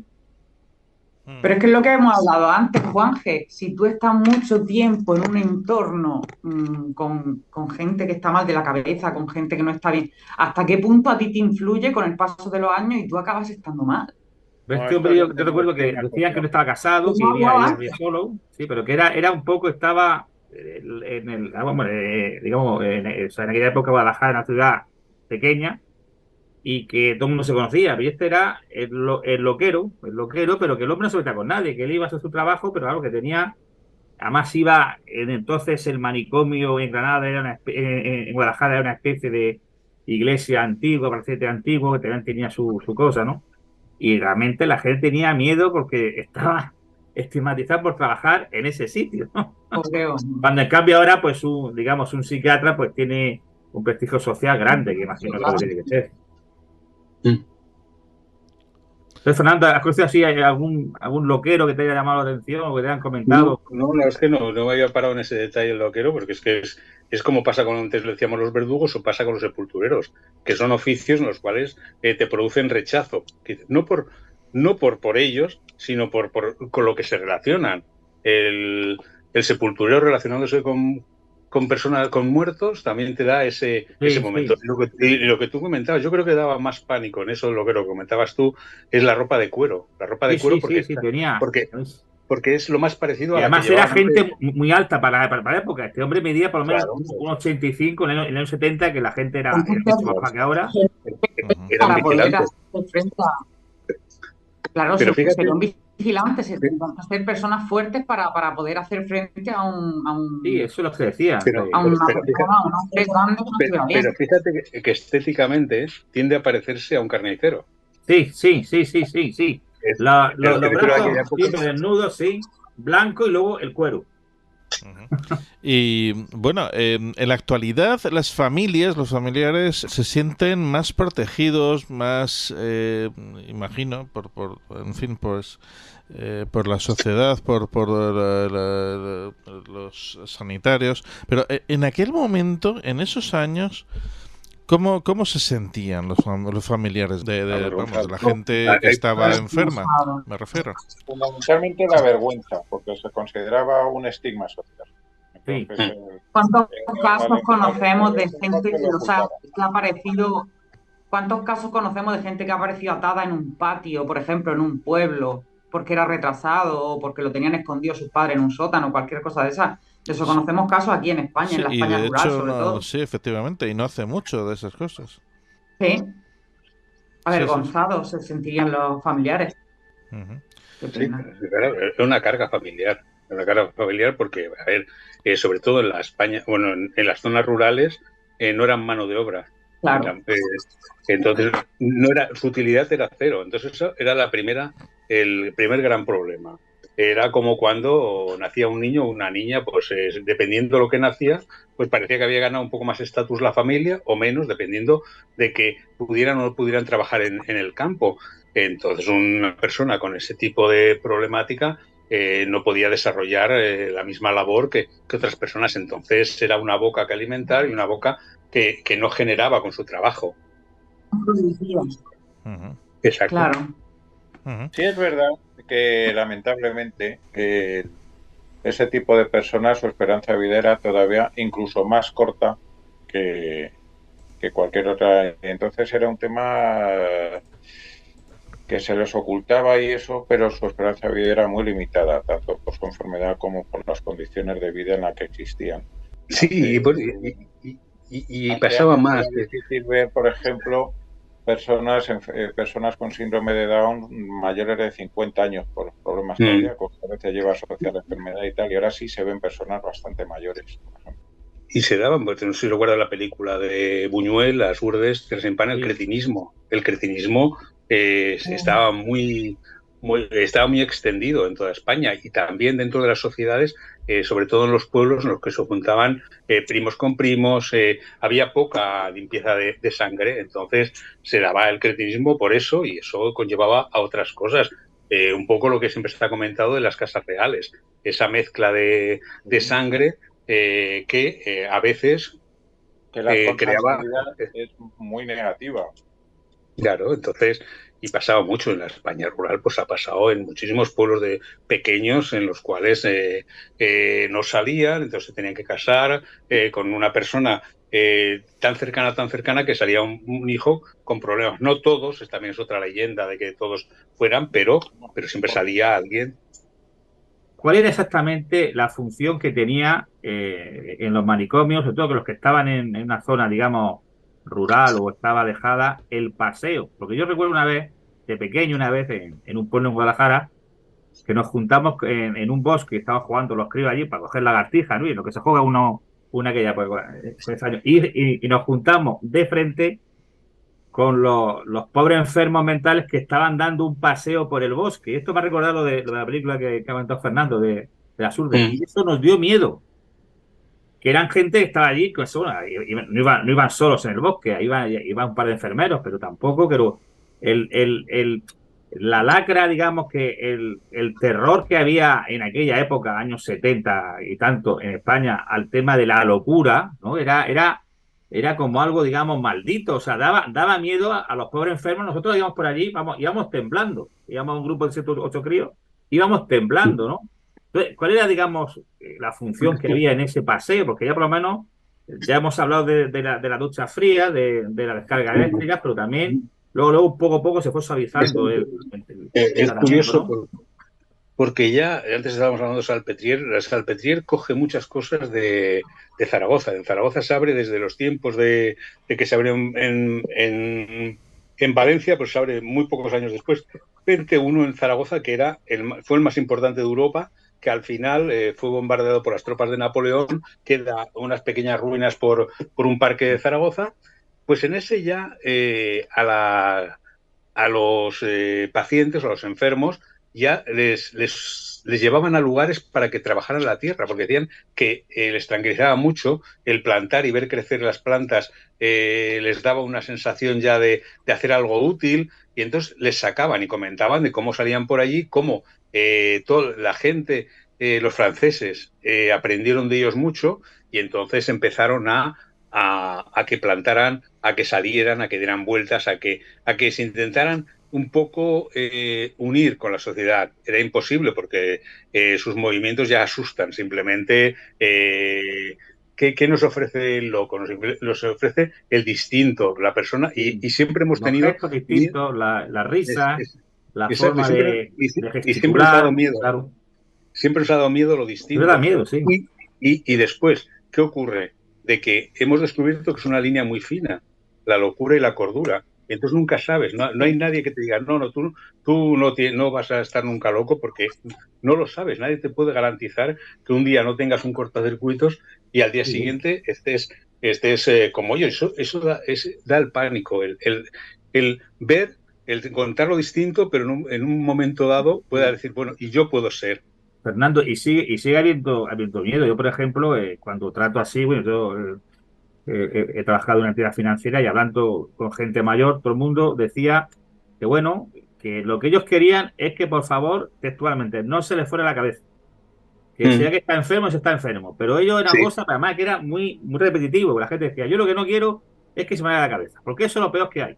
O sea, sí, porque además eres consciente de que eres una carga. Eres consciente, porque claro, como tú todavía piensas, eres consciente que vas a ser una carga, cosa que cuando lo tienes ya no te das cuenta.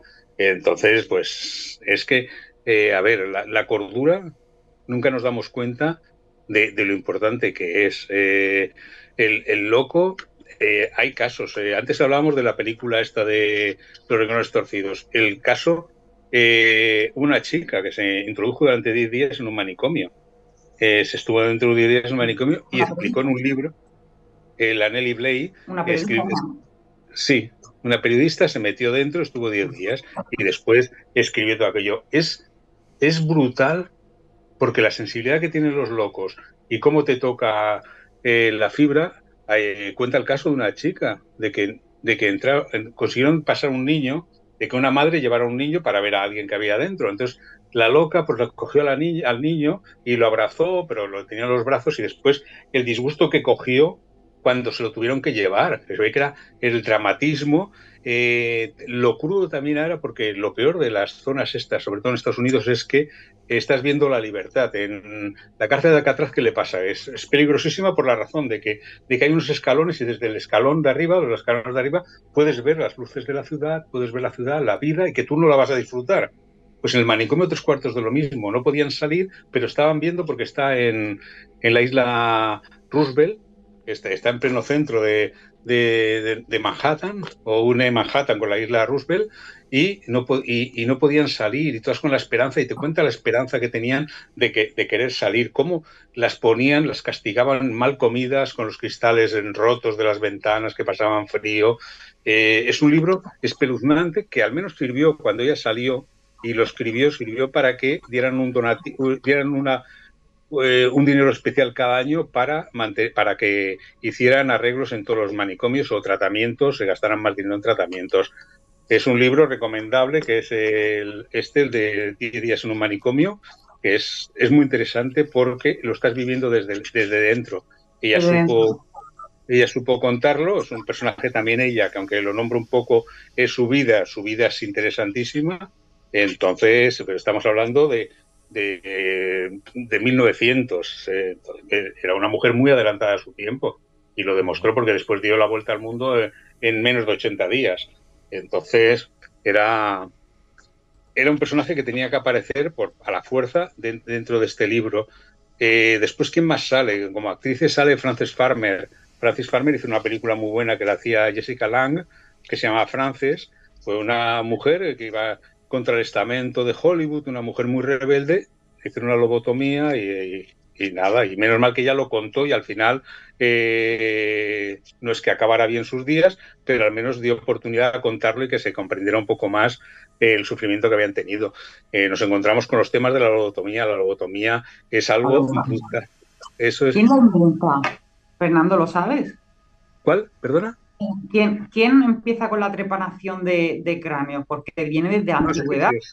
Desde la prehistoria. Sí. Sí, es que desde cuándo se lleva haciendo, y con que si se ha visto que no funciona una vez y otra vez y otra vez, ¿por qué se seguía haciendo hasta el siglo XX? La trepanación se utilizaba para varias cosas, no solo para la locura, también, por ejemplo, cuando había edemas cerebrales, y era una forma de aliviar presión en el cerebro. José, acércate un poquito porque no se te escucha nada. No, digo que la trepanación se hace desde la prehistoria, y que no solo es por el tema de la locura, sino también es para eliminar presión en el cerebro por tema de edemas y tal, y existen cráneos de hace miles de años en los cuales se ve que ha curado ese cráneo, que ese hueso se ha producido. Y luego, en algunas culturas, por ejemplo, mesoamericanas, te encuentras con cráneos que tienen incluso 2 y 3 trepanaciones. Ignoro, pero trepanaciones curadas, porque se ve en el borde del hueso. El análisis forense del hueso te permite saber si esa persona se ha curado o ha fallecido durante la obra, pero es desde la más remota antigüedad existe la trepanación.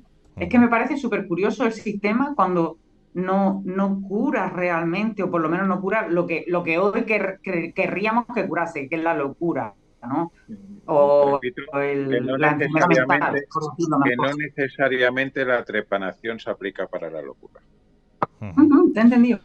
Bueno, pues amigos, estamos llegando ya al final del programa. Sorprendentemente, como siempre, pues pasa el tiempo volando y pasa lo que pasa. Entonces, pues vamos con esas últimas cuestiones, si tenéis alguna última cuestión o conclusión, en fin.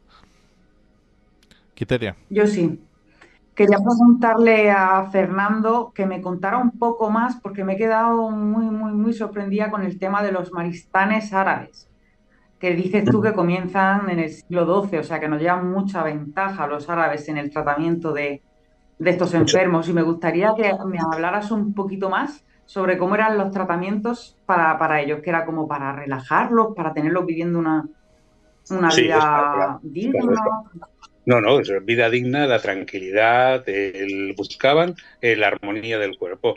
¿Qué ha pasado siempre con la cultura árabe, la antigua? ¿Qué ha pasado? Que estaba a años luz de la cristiana, a años luz. Entonces tenemos personajes como Avicena, Averroes, que eso, hasta que nosotros damos a alguien de ese estilo, hemos tenido que dar antes, porque muchos de ellos eran españoles, hemos tenido que dar pues personas de ahí. Entonces, allí eran habitaciones, el Maristán eran habitaciones, por eso si te pasas por Granada, ahora lo puedes ver clarísimamente, porque ya te digo, lo arreglaron, estaba totalmente derruido, porque había sido una fábrica de pólvora, había seguido un camino totalmente diferente a lo que ahora se ha recuperado, y entonces pues estaban ahí. Entonces, ¿qué hacían? Eran tratamientos pues nada agresivos, eran de tranquilidad, de relajación.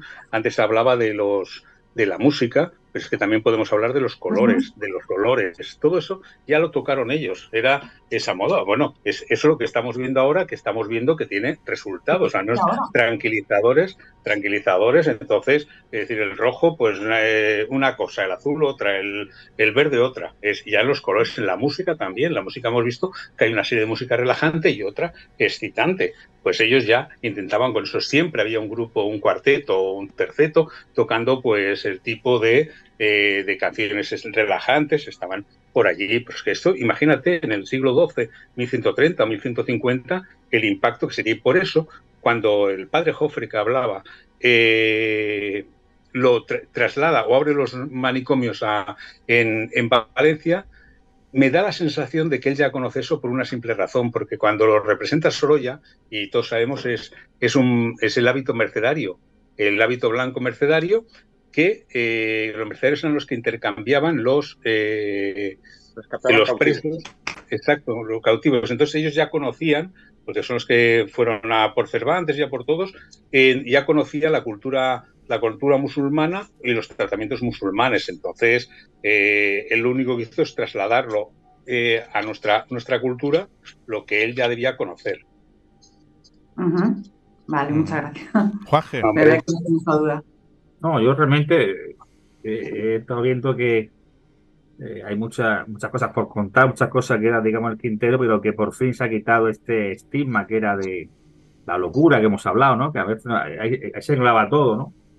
Me imagino los pobres autistas que pues enseguida locos, ¿no? La gente que tuviera algún problema, como ha dicho él, digamos, depresión o algo así, pues enseguida los metían, digamos, para adentro a un sitio, digamos, siniestro que realmente se tenía que sufrir mucho, porque realmente los manicomios, sobre todo en el siglo XVII y XVIII, como bien dice Fernando, tuvo que ser algo realmente casi una sala de tortura, porque allí realmente cataban como mínimo, ¿no? Lo era. Poco a poco fue, digamos, mejorando, pero hasta hace, ya te digo, por de 40, 50 años aquí no se trataba de una forma profesional ese tipo de enfermedades, y siempre se asociaba a algo, digamos, que había como una especie de leyenda, digamos, negra o de castigo, mejor dicho, y por fin sea así, pero vamos, que digamos, constancia ahí, digamos, con tu obra en esos manicomios. Lo que hizo mucho también fue los fármacos. Los fármacos también cambiaron el concepto de lo que es la curación de la locura o el tratamiento de la locura. Eso ya fue, las pruebas que hicieron con el LSD fueron fundamentales, que al final hicieron auténticas aberraciones, cuento en el libro, sobre todo con un programa norteamericano de los Estados Unidos. Entonces, cuando se utiliza la pastilla y ya no es tan invasivo todo lo que se hace, ya no necesitan meter nada por el ojo para rascarte el cerebro, cambia radicalmente, y la conciencia de la gente, y que parecieran personas que decidieran que esto debía de cambiar. Sí, pero también, digamos, los fármacos desgraciadamente han dado paso a la adicción las drogas, y también ha creado una especie de ventana, ventana que antes no la había hacia la locura o hacia la esquizofrenia, imagino, ¿no? Sí. Todo depende, todo tiene su cosa buena y su cosa mala, ¿no? Sí, pero... Cuando decía mi abuela mucho, Juanje decía, nada es totalmente bueno y nada es totalmente malo. Eso lo decía, siempre lo tenía en la boca mi abuela, te lo prometo, Juanje. Siempre lo decía. Pues. Eso ya lo decía también Grande Cobian, que era un nutricionista, y entonces un día le preguntaron por la leche. Y dijo, ¿qué tal? Le preguntaban por la leche si era buena. Dijo, bueno, la leche materna es buena. La leche, la de vaca, pues es buena para los terneros. Es simplemente un sustitutivo. Y entonces decía, lo que tenéis que hacer es comer de todo, pero saber hasta qué cantidad podéis comer. Necesitas de todo, el cuerpo humano necesita de todo, necesitamos sal, necesitamos también sobre los huevos también hablaba de eso, ¿qué te ha parecido? Sí. Que por ejemplo, y hablando un poco, ya nos saltaba un poco el tema, Grande Cobian ha sido de los grandes sabios reconocidos en Estados Unidos. Aquí la gente apenas lo conocía, ¿eh? No, que va. No, pero además era muy ameno, era una persona que... Sí, yo recuerdo conferencias de él porque él vino ya aquí a España mayor, por temas políticos y tal, y ya tenía el tío 80 y tantos años, y aquello era un espectáculo total. Sus conferencias, recuerdo una en Granada que puso a la gente en pie, pero encima enseñaba. Sí. Bueno, amigos, pues ha llegado ya ese momento de despedirnos. Ya sabéis que, bueno, a continuación de esta tertulia tenemos el espacio de nuestro querido compañero y amigo Raúl Ferrero, titulado Lugares de Poder. Así que no os vayáis, pero antes que nada, pues tengo que despediros y bueno, que el programa sigue. Quiteria Méndez, muchísimas gracias por estar aquí esta noche. A vosotros por invitarme. Juanje Caparrós. Buenas noches. José Sevilla, pues ha tenido problemas de conexión y no vamos a poder tenerle para despedirnos, pero bueno, le damos por despedido. Y Fernando Gómez, un placer tremendo siempre tenerte aquí. Qué placer es estar con vosotros. Y lo hemos pasado muy bien, desde luego hemos aprendido muchísimo. Como siempre, Fernando, siempre digamos aprendemos algo. Yo que soy un granadino, digamos, de adopción, que suelo ir todos los años, el famoso Maristán Nazarí, que yo sé más o menos dónde puede estar. En cuando vaya a volver a Granada voy a ir porque creo que es una maravilla el sitio. Sí. Yo incluso me lo he puesto aquí buscar en grande, pues rotulado. Pues ya sabéis, queridos amigos, hay que comprar este libro. Sí. Porque es un libro muy, pero que muy interesante. ¿Y dónde lo podemos encontrar, Fernando?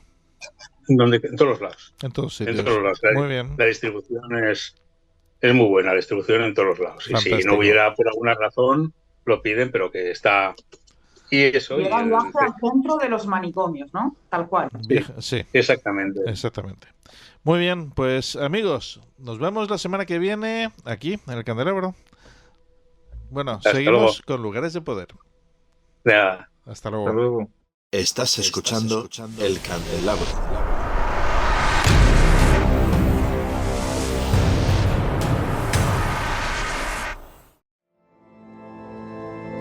Acompáñanos a un fascinante viaje a través de los rincones más enigmáticos y llenos de misterio de nuestro mundo.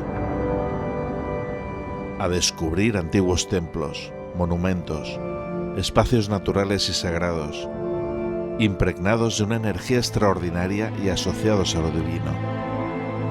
Lugares de Poder. Un espacio de Raúl Ferrero.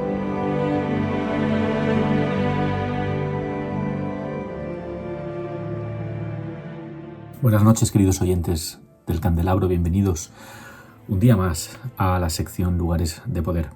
Hoy vamos a hablar de uno de los lugares más misteriosos, más emblemáticos, más agrestes de nuestra España mágica. Hoy nos vamos a referir al cañón del río Lobos, donde se encuentra la ermita de San Bartolomé. Es un lugar mágico. Para ello es necesario hacer referencia a los templarios, aquellos monjes guerreros, aquellos brujos, aquellos luchadores, ¿no? Con sus largas mantas blancas, con esa cruz roja en el pecho, y que además de ser profundamente espirituales, también tenían ese marcado carácter violento y temidos por todo el mundo. Los templarios fueron unos personajes muy relevantes en la historia y al mismo tiempo tenían ese punto oculto porque siempre han estado rodeados de misterio. Y la ermita de San Bartolomé en el cañón del río Lobos, fue uno de sus hogares, uno de sus lugares. Este rincón de la provincia de Soria es uno de los lugares de más misterio, como os decía, de nuestra España mágica. Y esos espíritus de los templarios aún vagan por esa ermita, aún se pueden escuchar esos pequeños duendes que observan de alguna forma, ¿no?, que corretean por esa ermita. Hay fenómenos paranormales, hay misterios, es un lugar de poder como ningún otro. En lo más profundo de este cañón se encuentra la ermita. Pero hablemos un poco de los templarios, ¿no?, para situarnos. Bueno, estos personajes tan históricos, ¿no?, fueron prácticamente sobre 1118 se crea la Orden del Temple, los pobres caballeros de Cristo. En un primer momento la formaban 9 caballeros templarios, 9 caballeros franceses, y se encargaban de proteger a los peregrinos que acudían a Jerusalén, a protegerlos evidentemente de todo tipo de peligros y también de las invasiones, pues evidentemente por Tierra Santa, ¿no?, que existían por el actual Israel, ¿no?, que era en esa época estaba recién conquistada por parte de los cristianos, ¿no?, y de alguna forma los musulmanes, pues el peligro estaba ahí. Ellos se encargaban de proteger ese camino. Alcanzaron tal poder, tal relevancia, que al final la Iglesia, el propio papado y el reinado y el rey de Francia acabaron con ellos. Un viernes 13 de octubre del año 1307 fueron perseguidos, guillotinados y quemados por la propia Inquisición. Por eso, cuando hablamos de un viernes 13, siempre recordamos esa fecha, la fecha en la que el último templario cayó de alguna forma por culpa de esta persecución que sufrieron Jacques de Molay. Este fue el último templario, el gran maestre. Fue una orden cristiana la más temida en el mundo y poderosa, pero centrándonos en todo ello, ¿qué significa la ermita de San Bartolomé para los templarios? Fue su casa, fue uno de los lugares donde ellos habitaron. Los templarios levantaron 5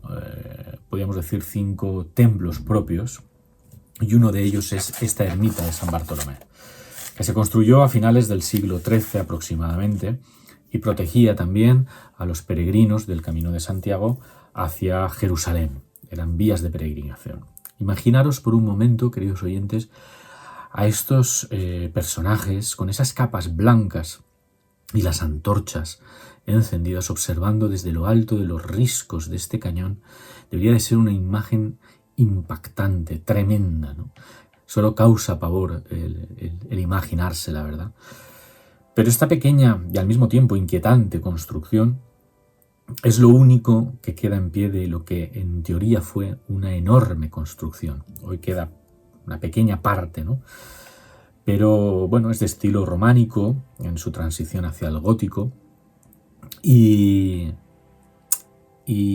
yo creo que no debemos de llevarnos a engaño por esa humildad que parece o que nos transmite esta construcción, porque hay una enorme simbología, hay un enorme poder que se desprende de ella. Hay una gran cantidad de simbología de extrañas formas que decoran y que distraen la atención de lo que muchos han entendido como que son puertas hacia el más allá. Muchos dicen incluso que es un punto de conexión con el mundo, un punto de unión con el mundo. Una construcción que esconde un punto energético tan potente que es comparable incluso a las pirámides de Egipto. Incluso está situada en un punto tan estratégico, como afirmaba el profesor Juan García Atienza, que está en el punto medio y exacto de 537 kilómetros entre el Cabo de Finisterre en Galicia y el Cabo de Creus en Girona. Es decir, estos ambos puntos, tanto el Cabo de Finisterre como el Cabo de Creus, eran puntos claves para la Orden del Temple. Y qué casualidad que en ese punto equidistante entre ambos cabos se encuentra la ermita de San Bartolomé. Fue un punto estratégico para llevar a cabo esas artes y esas creencias que hoy en día todavía son desconocidas. Pero ¿qué esconde realmente la ermita de San Bartolomé? Bueno, uno de los aspectos que más llaman la atención es el punto de luz que incide en los solsticios de invierno. Concretamente hay determinados días donde los rayos del sol y también de la luna entran por una extraña ventana en forma de cruz y iluminan una baldosa en concreto que tiene una simbología también particular en el suelo, ¿no?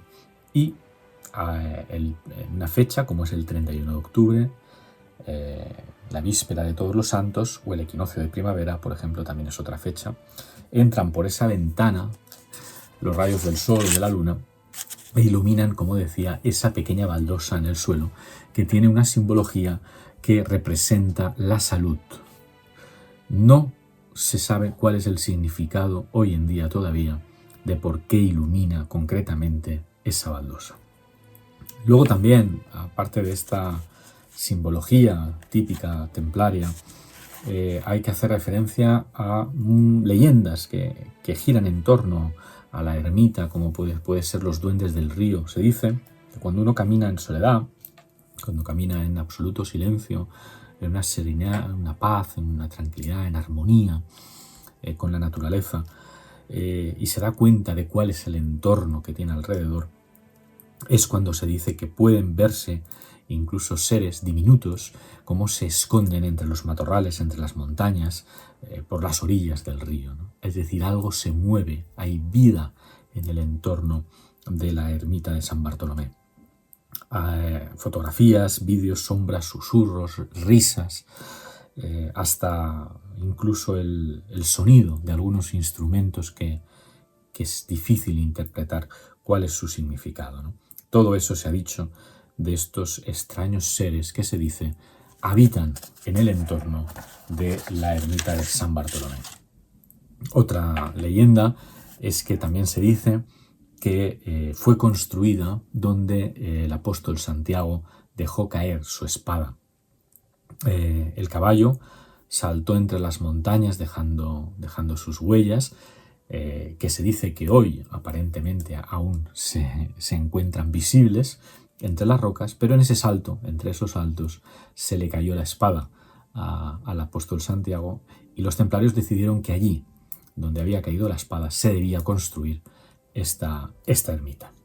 Como veis, un lugar mágico, un lugar fabuloso, un lugar de una enorme solemnidad, que solo bajar a ese cañón del río Lobos y situarse cerca de esa ermita ya es un punto telúrico, un punto de energía espectacular. Bueno, espero que os haya gustado, que hayáis disfrutado un poco más de esta ermita de San Bartolomé y que espero que en un futuro la podáis visitar y podáis descubrir toda la energía que en ella se desprende y sobre todo, y si tenéis suerte, ver la posibilidad de, si es cierta esa leyenda, de que algunos seres, algunos duendes, algunos seres elementales de la naturaleza por allí vagan o por allí se esconden vigilándonos desde detrás de los matorrales o cerca del río, o quién sabe si no son los espíritus de los mismos templarios que aún aguardan, que aún vigilan, que aún custodian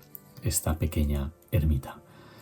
Que paséis una feliz semana y nos vemos próximamente en otro lugar de poder que seguro que os apasiona. Hasta entonces, disfrutar. Queridos amigos, ya hemos llegado al final de este programa. Muchísimas gracias por estar aquí acompañándonos en el Candelabro, en Azul FM Radio, en YouTube y en iVoox. Ya sabéis que nos podéis escribir y bueno, en cualquiera de nuestras redes sociales, que estamos en Facebook, en Twitter, ahora X. También estamos, bueno, nos podéis escribir en el propio YouTube, en iVoox y también, por supuesto, en nuestro email, en nuestro correo electrónico info@elcandelabro.es. Muchísimas gracias y nos volvemos a encontrar aquí en el Candelabro, a medianoche de todos los viernes, en Azul FM Radio, en YouTube y en iVoox. Hasta pronto. Chao.